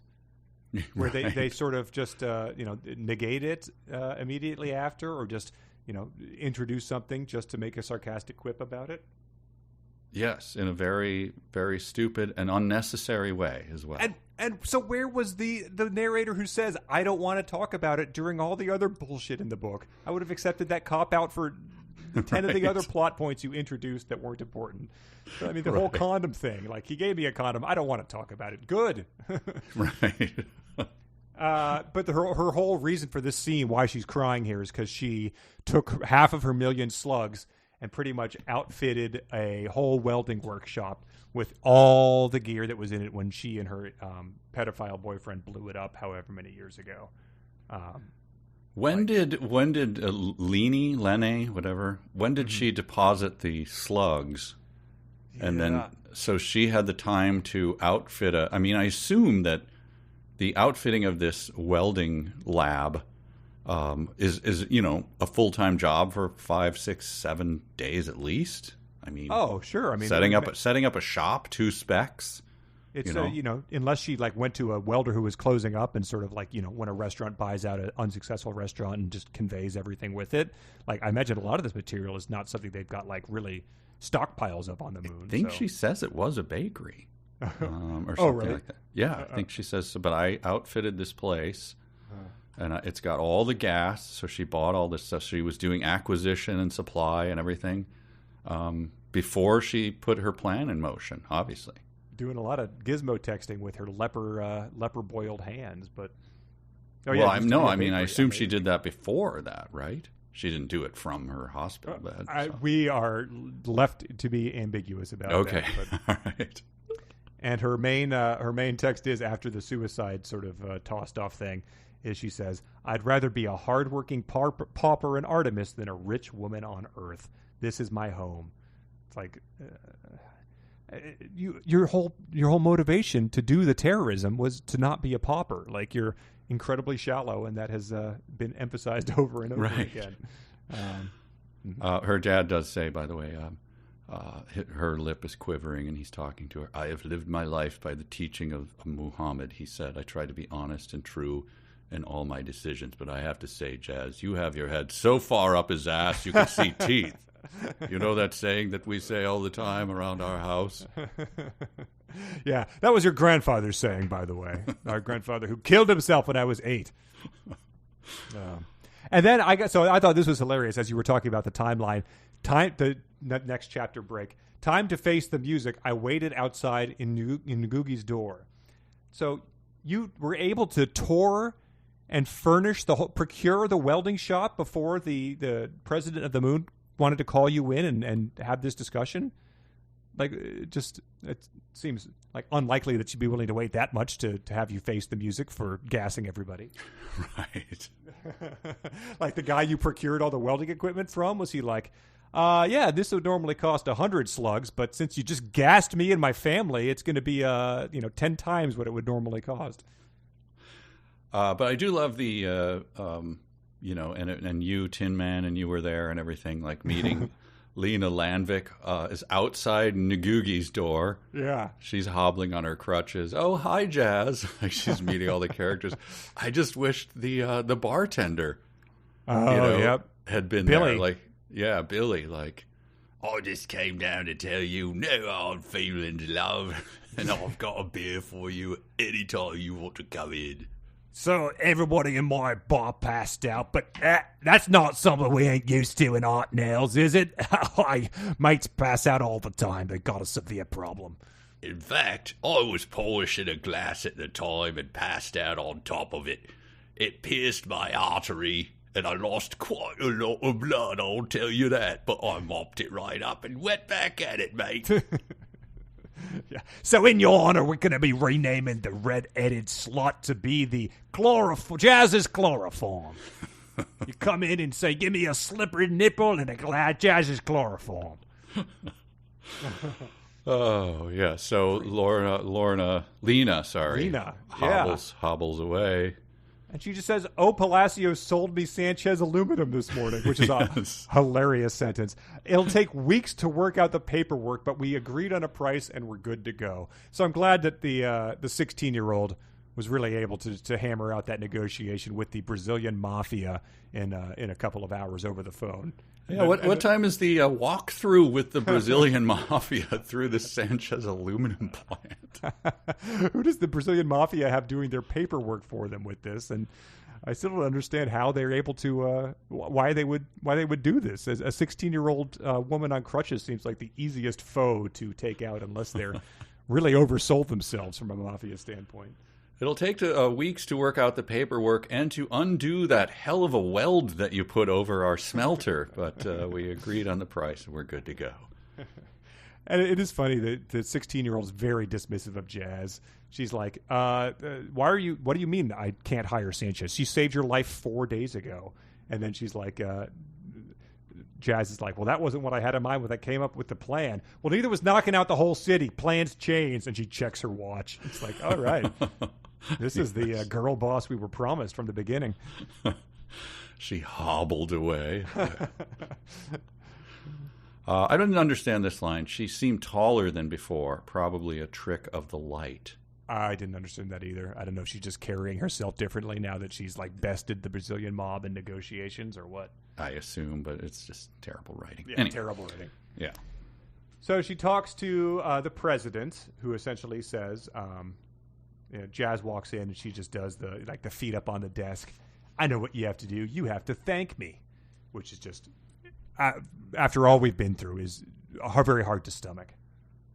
Especially since, actually I have been ordered and, since I am the supreme commander, to just shoot you in the head right now. Yeah, so I can do it. I have a gun and, I will get away with it. So yeah. I'm just going to do that and the people will thank me. Rudy's like turned around. He's facing the wall like he's not looking. Yes. He would never say anything like that. But she says, I've ordered to deport you to Saudi Arabia. People aren't going to be content to come here and build the Zaffo, infrastructure wire if they know that the perpetrator of this thing just got off scot-free, which is also a good point. Mm-hmm. And she essentially says, leans back in her chair and is like, but you're not going to deport me. And gives her a speech that's essentially like, ever wonder why that shit doesn't get into town? Because I don't let it. She's like, I'm running all this smuggling, and I don't let the bad stuff get into town, which I don't really think was ever something she had clarified or said. No. She was willing to do anything for small amounts of money. Also, can we Shark Tank that job as well? What's to stop me from doing the exact same thing that you're doing? There's no, do you hold patents on that? Is there any? No, you don't? Then I'm going to do it myself. Oh, one guy who seems like a dweeb in Kenya? He can be replaced too. We'll arrest him and put in our own guys. Yeah, I work for that Kenyan company. So yeah, because she says within the year we're going to have 10,000 people here, which I don't believe that's possible to ratchet up the population by 5 times in a year anyway. But so you're probably going to want to have more people doing the smuggling, since there's going to be a lot more stuff that you're going to want. I don't know. Or you could just maybe take the moon into the post-prohibition America level of trade and commerce, where you're like just allowing these things that people want onto the moon and taxing them to compete with your growing economy. Yeah, I mean this whole gambit of hers struck me as again, I've got all the highbrow references this time around. Struck me as like Joe Dirt going into an office and being like, "I'm going to tell you how it's going to go down. I'm going to be," and then him, cut to him being thrown out a window. Yeah, just smashing on the street with glass in his face. Yeah, Joe Dirt in a burqa in Saudi Arabia being like, "Well, that didn't go as planned." It's an immediate smash cut. Oh man, that's her whole thing. She says more people means more demand for contraband. Thousands of people who might want drugs, shitloads of money flying around, which means more crime. These criminals will want guns. They'll try to sneak them through. What kind of city do you want Artemis to be? And then the president's response is, she pinched her chin. Mm-hmm. That's a very good point. So, oh man, it's hard to take. I searched chin pinching, by the way, 5 of them. Wow. All in the same context. There was nothing. Considering something? Yeah, not like I walked up to the adorable child and pinched its chin. No, it's always he or she or I pinched my chin, meaning, oh my God, I am in thought. Terrible writing.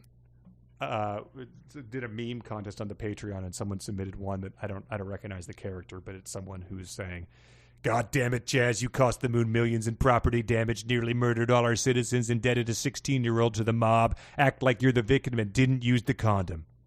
Enjoy your promotion."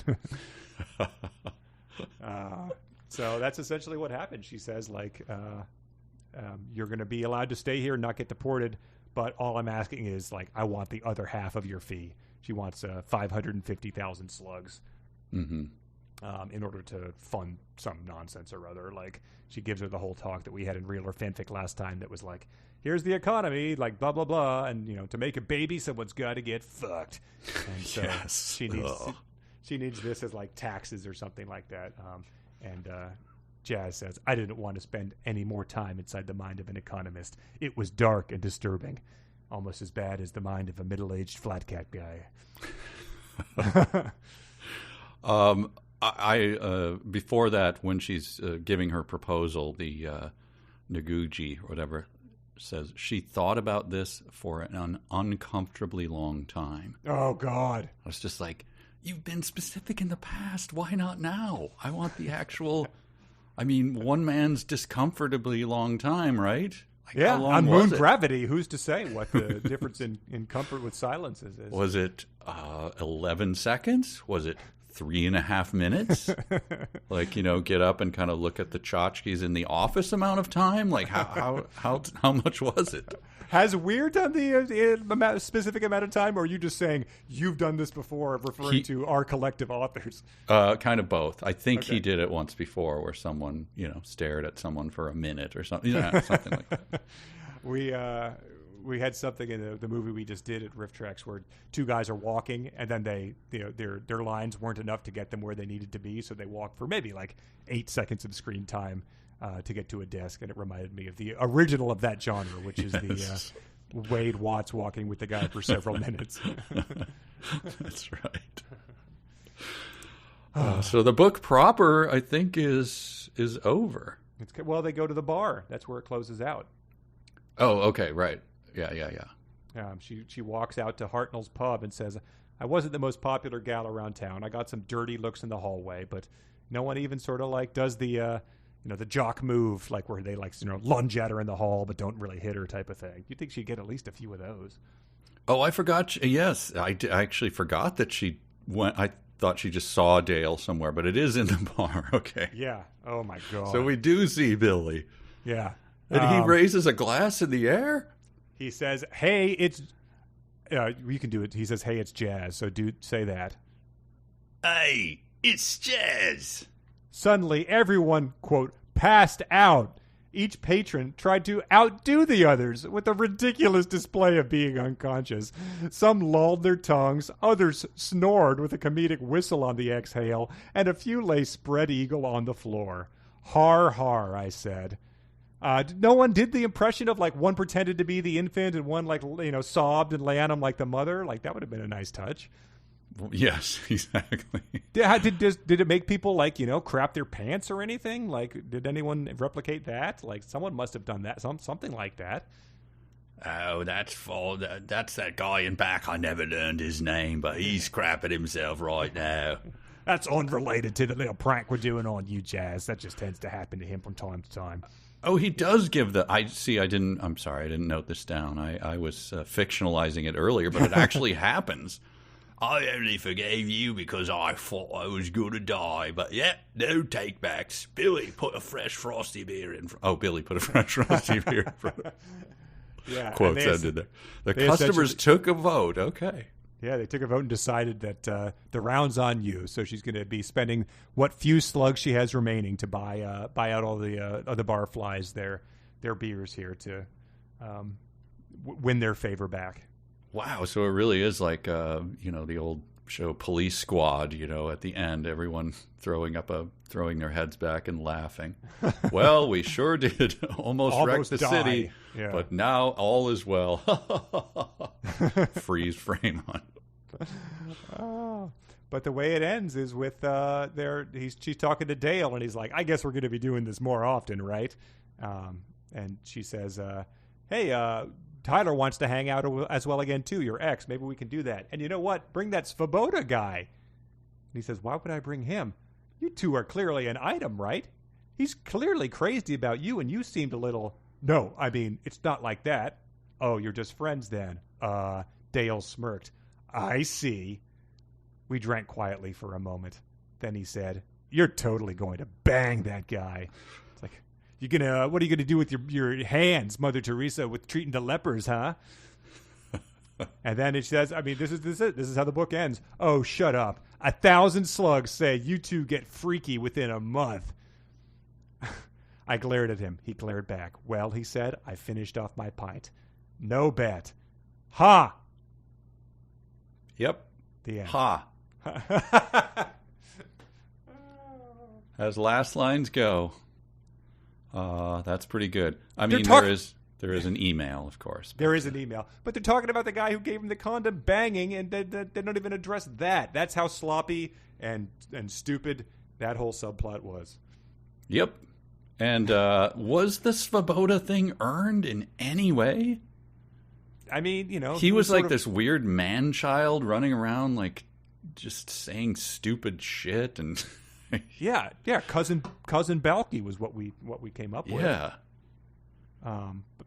No, I think there was a little bit of teasing at it where it's like he didn't brush my hair out of his face or something, or like I gave him a little hug that he held a little too close or something. But no, it wasn't earned at all. She didn't. Were we supposed to be? We were supposed to be fretting about whether she would end up with Rudy or Svobo. Is that is that what the take? Because she was all hot and bothered for Rudy. Yeah, I don't know. It's nothing's earned. He didn't use the condom, so what's even the point of wondering about his motivations? Yeah, he slipped in that pipe thing. That's what's so stupid. Like the pipe is introduced and then used immediately, yet the condom languishes. Yeah, terrible. And yeah, it ends with an email, and the email is for the most part her writing to Kelvin. She says, track down Jin Chu because he's about to, whatever company he works for is about to make a ton of money on the moon manufacturing fiber optic cables, so we've got to invest in them now as an insider trading scam. Like, this is an opportunity of a lifetime. This company's about to make millions. Like Martha Stewart, here we come. End of book. That's how it ends. An insider trading thing that's going to allow Calvin's pregnant sister to finally go to college or something. And this is the woman we're supposed to like, right? She's doing insider trading as her. Yes, right. Yeah, she's learned her lesson. She'd rather be a pauper on the moon, as she said. But hey, the first opportunity to violate international law to make billions, she's going to take it. Mm-hmm. Well done. Woo. Well, yeah. Okay. Woo. We made it. Ah, man. Let's wow. Let's look at a tier, because I've got some thoughts here. I was making bold claims to Lauren about this one. I think this is bottom 5. Easily bottom 5. This is one. Yeah, I might go lower. I'll have to. You want to run down the books really quick, and I'll tell you whether it's higher or lower. Sure. Do you have them there? Yeah. Ready Player One. Lower. Lower, definitely lower. Armada. Lower. Lower. Yeah. Eye of Argon, of course, lower. Tech War, definitely lower. Definitely lower. 64 Squares, I mean, you have to take into account the setting. This guy's last book had been made into an Oscar-nominated movie. The world was his oyster. He could do whatever he wanted in the publishing world. A position 1% of 1% of all authors ever find themselves in. I'm thinking back to at least there were moments of joy of reading things where I was so happy. Like, this is going to be fun to talk about. Lower. Okay. Bob Honey. I mean, I guess, to be honest, I have to put it a little higher. Okay. Yeah, this one was easier to read, less loathsome, I guess. The Mister, definitely lower. Lower. Trucking Through Time, of course. Way, way, way lower. Digital Fortress, much lower. Lower. Lair of the White Worm. Lower. There were things about that I quite enjoyed. Yeah. Shadow Moon. Ooh. Equal? Lateral move? I don't know. That Shadow Moon was longer and denser. So that has to factor into it. I'll put my bitterness aside and say that was lower than this. Shadow Moon is Okay. I agree. That's 2 books lower. That one was the only time I've worried about having fun stuff to talk about on here. Yes. My Immortal, definitely lower. Although the protagonists are sort of you could imagine Jazz doing that sort of like I'm Goff, yeah, for sure. Yeah. Moon People, lower. Oh, lower. Yeah, and it's definitely the worst Moon book we've done. Yeah, for sure. Midnight Sun, the Twilight book, again a tough one. So long. Yeah. So devoid of joy. Yeah, that's tough. I don't know. Lateral move. Yeah. Ready Player 2, I still think it's worse. I think this is worse than Ready Player 2. This is worse, 2. Yeah. I think that the tics of Wade Watts, naming pop culture stuff, to me is less annoying than the sciencing the shit out of stuff. That's true. I think so. I don't know. The Quilters Push Back. Oh, far lower. Yeah. Lower. Model Land. Oh, boy. Yeah, you're right. I forgot about that one. I'd say Model Land is better. It's long, but at least they went for something, That's true. Yeah, I originality. think in terms of quality, this is lower for sure. Yeah. Irene Idsley. This is lower than that. Yeah, I think so. Antigua, of course, lower. Yeah. Gump and Company, lower. Lower. They are cut from similar cloth. Yeah. Bad humor. An artist who could do whatever he wanted to, probably. There could be a lot of sayings between the two that are shared, that Russell Athletic short football coach crap that they're dishing out. Yeah, I agree. Yeah. So another lateral move. Super Constitution. What do you say about that one? The joy from some parts of it. Oh, this had fewer moments of joy. I'm going to put this lower than that. Okay, that's stunning. I agree, though. Christmas River, lower. Oh, way lower. Edison's Conquest of Mars, lower. Lower. So that is 2 books that are definitely worse than this and 2 that are lateral moves. So, yeah, not an exaggeration to say bottom 5, potentially bottom 3. Wow. I hope that Andy Weir hears this somehow. Knows that his book on a bad book podcast is at the very, very bottom of a pretty long list. Oh, maybe it might break him. I don't know. I'd like to know some of the answers to some of the questions, though. Like what do you have to say about the condom? What is the relationship with the person?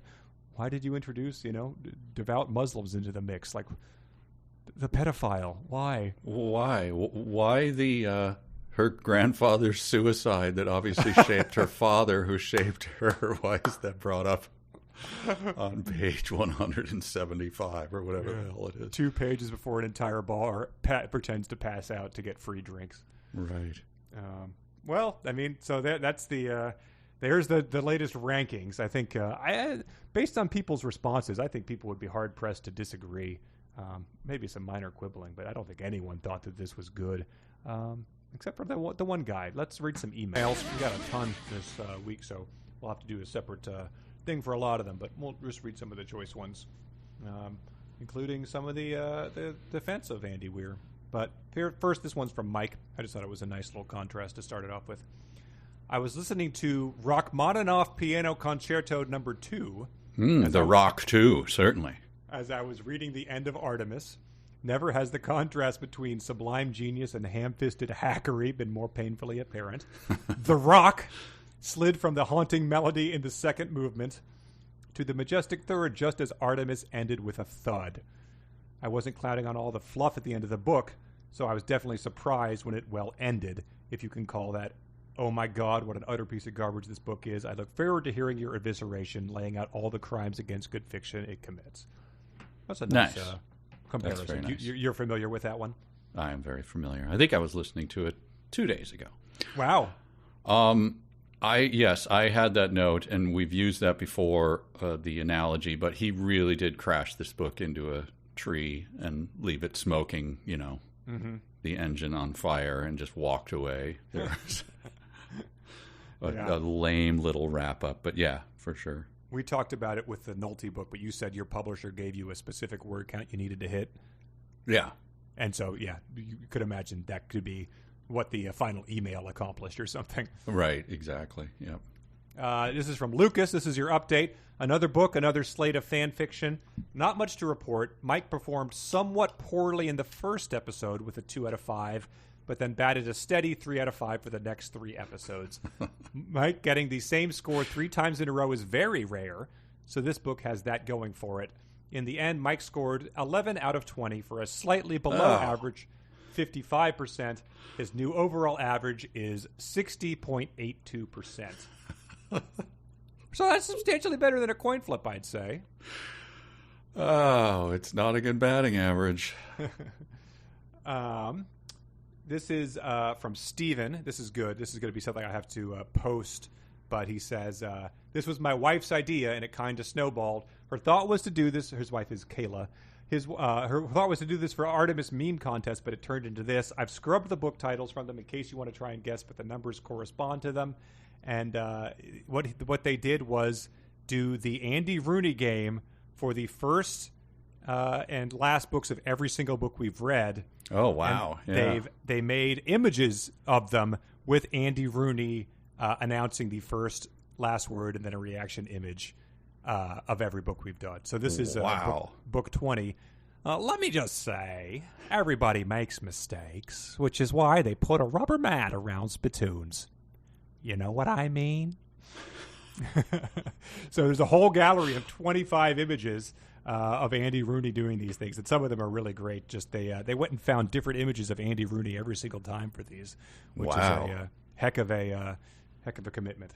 And he did his shtick for like 40 years. Yeah, you could see him aging in some of these. Yeah, it's amazing. Nice. So it's great. I'm going to post them on the feeds. 1 second. I've got a. Okay, well, I'll read one of these emails about how I got the science wrong. Okay. This is from Philip. I have a decade of chemistry experience, so I wanted to run the numbers on 15,000 ppm of chloroform. The map in the front of the book shows the large bubbles are about 200 meters across. Back of the napkin math says Artemis has about 16.8 billion liters of oxygen inside. If we assume the smelter meltdown perfectly reacted to chlorine and methane, there would be 3 reactions to get chloroform. First reaction, we get chloromethane and hydrochloride gas. Second reaction, we get dichloromethane and hydrogen chloride gas. Third reaction gives us chloroform and the hydrogen chloride gas. You might notice there is a lot of hydrogen chloride gas being formed. When it contracts moisture like your eyes and lungs, it forms hydrochloric acid. If they had 15,000 ppm of chloroform in the air, then they also had 17,000 ppm of hydrochloric acid in the air. The hour of exposure the population experienced would have caused quite a bit of lung damage, edema, and bronchitis in anyone who survived. But chemical warfare isn't all. The hydrochloric acid would react with all the aluminum, which would weaken the structure and create 100 million liters of hydrogen gas. Any spark would cause hydrogen to react with oxygen and blow up. If the holes could contain the explosion, then everyone inside would rupture lots of organs and the oxygen would be mostly consumed. So she's pretty lucky. No one died. Wow, the whole domes would have gone Hindenburg on us. Oh, the humanity. Yes. So that's just a nice thing that is, I don't know. He had too many advisors about how women talk and not enough science ones, I guess. Right. Yeah. He just he really nailed that character, but he dropped the ball. I did not expect that. Thought it would be the opposite. And here's one that is sort of goes along with that one, because this is from Sean, and it was, I think, the one. I think it said in defense of Artemis or defense of Andy Weir. So that's how this one starts. Okay. Shocking subject line to begin with. But he says, I've been listening to your podcast and I'm a Patreon subscriber. I really feel like you're missing the point with Andy Weir. While many of your complaints, the fact that everyone has the same juvenile sense of humor being a notable one, are very much on point, your complaints about the boring descriptions of welding and the repetition on the differences that exist on the moon are classic examples of bugs, not features. And he says, I did feel a twinge of Klein when I wrote classic. One of the reasons why The Martian was so beloved, even though it still suffers from the same juvenile humor you have found here, so that people are admitting it here, that's the case. Wow. Okay. In a defense of email, is the story is one of competence porn. Weir has said in interviews that he wrote The Martian as a serial where he would have a problem, create a solution, and then see what problems that solution created. So that's like the Batman ones we've done. That's sort of how all those classic serials work. But when reading the book, one certainly gets that episodic feel from it. The audience, which he was writing for almost in real time, wanted to hear about the science, about what specifically would make one material suitable and a different material not. The pop culture references were lightly sprinkled through, so you don't need a very high tolerance if that's not your sense of humor. In Artemis, he swung the needle towards increasing the references, probably urged on by the success of Ready Player One, but the description of the moon's gravity and how that would have an effect on pretty much everything is not accidental. That's what his core audience wants. It is unfortunate that he does miss a lot of the implications, as we raised last week, the fact that Jazz would not be able to perform these superhuman feats that would be reserved for the tourists. But then he says, in many ways, your criticism of these parts of the book feels like going onto a YouTube ASMR channel and making fun of them for speaking quietly. Yes, it is too quiet for a lot of people, and many people find it annoying, but if it wasn't doing that, what would be the point? Wait a minute. Why is he assuming I'm not the audience? He put out a book, right? Yes. It doesn't say on the front, please do not read this, like Denise did. Please, only if you're under the age of 6, read right, this. Yeah. Is that supposed to be stamped on the cover? Warning, long, incredibly boring descriptions of gravity that will be repeated endlessly. If you are not into these, do not read. That are occasionally inaccurate, as seen in previous email. I don't know. I feel like it's important to have the dissenting views chime in and say when they don't feel we're doing something right. But to his analogy, I think you could go to a shitty ASMR channel where it's like someone who's not good at it and doesn't really understand what they're doing, and be like, this is not good ASMR. Even if I'm not the target audience for ASMR, I can still see that. I think that's more about what you're doing here. Like, and if this is what the audience wants is, sort of that Neil deGrasse Tyson, like, here's why this wouldn't work thing, or here's why the science would affect this differently. I think someone could do a much better job of that in terms of holding your interest as he describes the welding. This feels like a slightly more sophisticated version of, but they, with movie defense of terrible movie making. Like, hey man, they got out there and they did it. And, just turn your brain off and enjoy the ride. This isn't for you. This is for people who like really horrible stuff. Like, that's not a defense of me. You didn't mean for it to be horrible. Just Sure. like our meal analogy. You don't go to a restaurant and then someone serves you, like, steamy manure, and you go, well, they tried, really tried. I'm going to choke it all down, and I'm going to say I loved it. Like, no, they're writing a book. I'm going to judge it as a book. I'm not going to say, oh, it's not for me, or, I don't know. Yeah, and I always, when people are saying like you're not in the audience for this or a Transformers movie, I'm like, I think I am. Like I think that they Yes. I think that they look at the thing and they're like a white man in his 30s to 40s. Like that's exactly who we want reading this book. And so if you're saying like you have to start parsing it more than that, like must enjoy slop. Like, sure, I'm not in that audience, but like, I don't think those people would consider themselves that either. I just think you could be in a target audience and want something done better than it is, and I don't think Yes. anyone thinks this guy did this particularly well. No, I think it's. I stand by what we've said. We made our case. It is terrible humor. We've even learned that the science is bad. I mean, I don't know. I will let others debate that, but. If he can't even deliver the science, then he's really, really, really screwing it up. Well, this one is this will probably be the last one we read. We can do more emails later, but this is a nice contrast to that one. This is from Hayden, who said that he ran into an Andy Weir fan in the wild because we did a meme contest. Hayden posted his entry on Imager, which you can see. I guess he posted it publicly, and so his meme is. There's a Terminator. It's like a clip art cartoon thing. This Terminator is approaching a sobbing anime girl who's hiding under a desk, and the Terminator is holding a big gun. And it says "Morals Brigade" and "No age of consent laws" on the girl. So like it's a pretty standard meme format. You all get that. And then some guy in the comments posted like a skeptical looking. Cinnamon Toast Crunch piece. I can't make out what he says, but he's like, what are you talking about? And our listener replied, it's for a meme contest on Andy Weir's book Artemis. The Bad Book podcast, 372 pages, we'll never get back, has one for each book.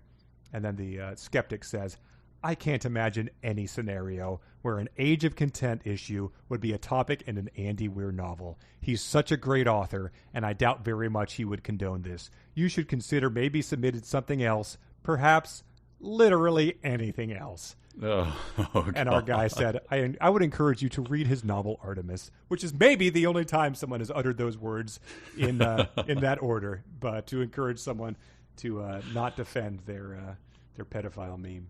Wow. So that's nice. That's a good note to, I guess we have dumb sentences, but that's a good note to end the emails on. Let's do those sentences so we can end it. Submitted. I wanted to chew that bitch's eyes out and shove them up her urethra. And Elliot added, I wonder which of these 6 women he consulted to tackle the challenge of writing a female narrator okayed this sentence. Maybe his girlfriend Ashley or his mom Janet. Chap submitted, I'll defecate in your suit. And said, I'm pretty sure Lauren Bacall said that to Lionel Barrymore in Key Largo. Scott also submitted that and said, I wanted to add, said the robot pimp disdainfully. Ryan submitted, I wheezed harder and harder and my throat swelled up, still pissed off about the recent strangulation. And he said he realized it 6 times before realizing it's not Jazz who's pissed off, it's specifically her throat. Hayden submitted, the writing was in Vietnamese, but I got the general idea. And then Hayden submitted what Vietnamese writing looks like. I'll send it to you right now. Okay. So that is what Vietnamese writing for emergency air system and actuation valve would look like.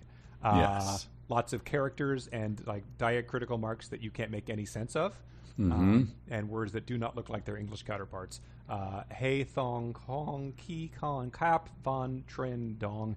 Obviously not pronounced correctly, but that's how he was able to. Are you getting the general idea? He wonders. Harrison submitted. Plus, it's easy to carry an unconscious person in our gravity, said 2 people who have been on the moon their entire lives. Always good to remind people where you currently are. Jeffrey submitted, I say hospital-like because Artemis doesn't have a hospital. And he goes, no. You have a permanent population of 2,000 living in a hot tourist destination With several high-class hotels, restaurants, and presumably bordellos, this popular tourist destination is excluded from any hope of making it back to Earth in anything other than a casket. You have a hospital, you absolute knob. Harris submitted unconscious Vietnamese guys lay everywhere. That was one of mine, too. Mike submitted, this is about Sanchez, when she's like saying her defecate in your suit kind of thing. Mm-hmm. This is one I didn't notice. She grumbled to herself but didn't press the issue. And he said, are we actually to believe she made hamburglar sounds into her radio without it being directed toward any of the people listening? If for no other reason, I wish this had been made into a movie. Craig submitted, I forget what this is talking about. We'll give them 100 kilograms each for their bodies and luggage. And he said, so 100 kilograms is 220 pounds. It struck me as conservative, but a not too unreasonable estimate for the mass of a passenger. But hauling 100 kilograms of luggage on the trip to and from the moon seems like a lot. Are they taking old-timey steamer trunks like they used to take on the Titanic? Janelle submitted, or a hooker who gave hand jobs exclusively to lepers. Thank you for making me say that again. Chris submitted, Alvarez had too many hands. And he says that ends in an exclamation point, so it brings me back to happier times in Antigua. It made me imagine Charlie E. the octopus grappling with jazz. Oh, yes. Andrew submitted, as I left the office, it struck me, a blunt object in the back of my head. And John submitted, if you're wondering about my breather mask, no, it wouldn't help in a vacuum. And he said, I wasn't, Jazz. I really wasn't. My other one was just, thank God Vietnamese uses a superset of the English alphabet, and that's it for me. Mine were all burnt because, of course, I wanted the I'll defecated your suit and Vietnamese guys and all of that. So all burnt. Wow. Well, a lot of dumb sentences, but a journey I'm glad we took. I'm glad we took it, and I'm glad it's over. Well, thanks everybody who supported us along the way on Patreon. Patreon, we got a new little bonus thing where you're trying to solve Encyclopedia Brown mysteries I read to you, and that was fun. Oh, I forgot. I have one more thing for the string board, and then we can end. Yeah. It is. It was recommended to me because I had listened to my son had just gone to see Loudon Wainwright III still out there touring. And he has a new album, or a newish song, called Just Like Buster Keaton. Wow. And so I thought, an Artemis reference, clearly. Sure. And the opening line is, with my flat cap and my something, something, blah, blah, blah, I feel just like Buster Keaton. My God. So what's going on, people? Solve that mystery and get back to us, please. Truman Show? Yeah, please weigh in. So there's a chance that song, becomes really big in 2062, like it gets featured in a, TikTok. And so that's why everybody who knows who Buster Keaton is on the moon. Right. There you go. It's all coming around now, people. Nice. All right. Well, thank you, everyone, for going on the journey with us. And Patreon especially. Thank you very much. See you next time.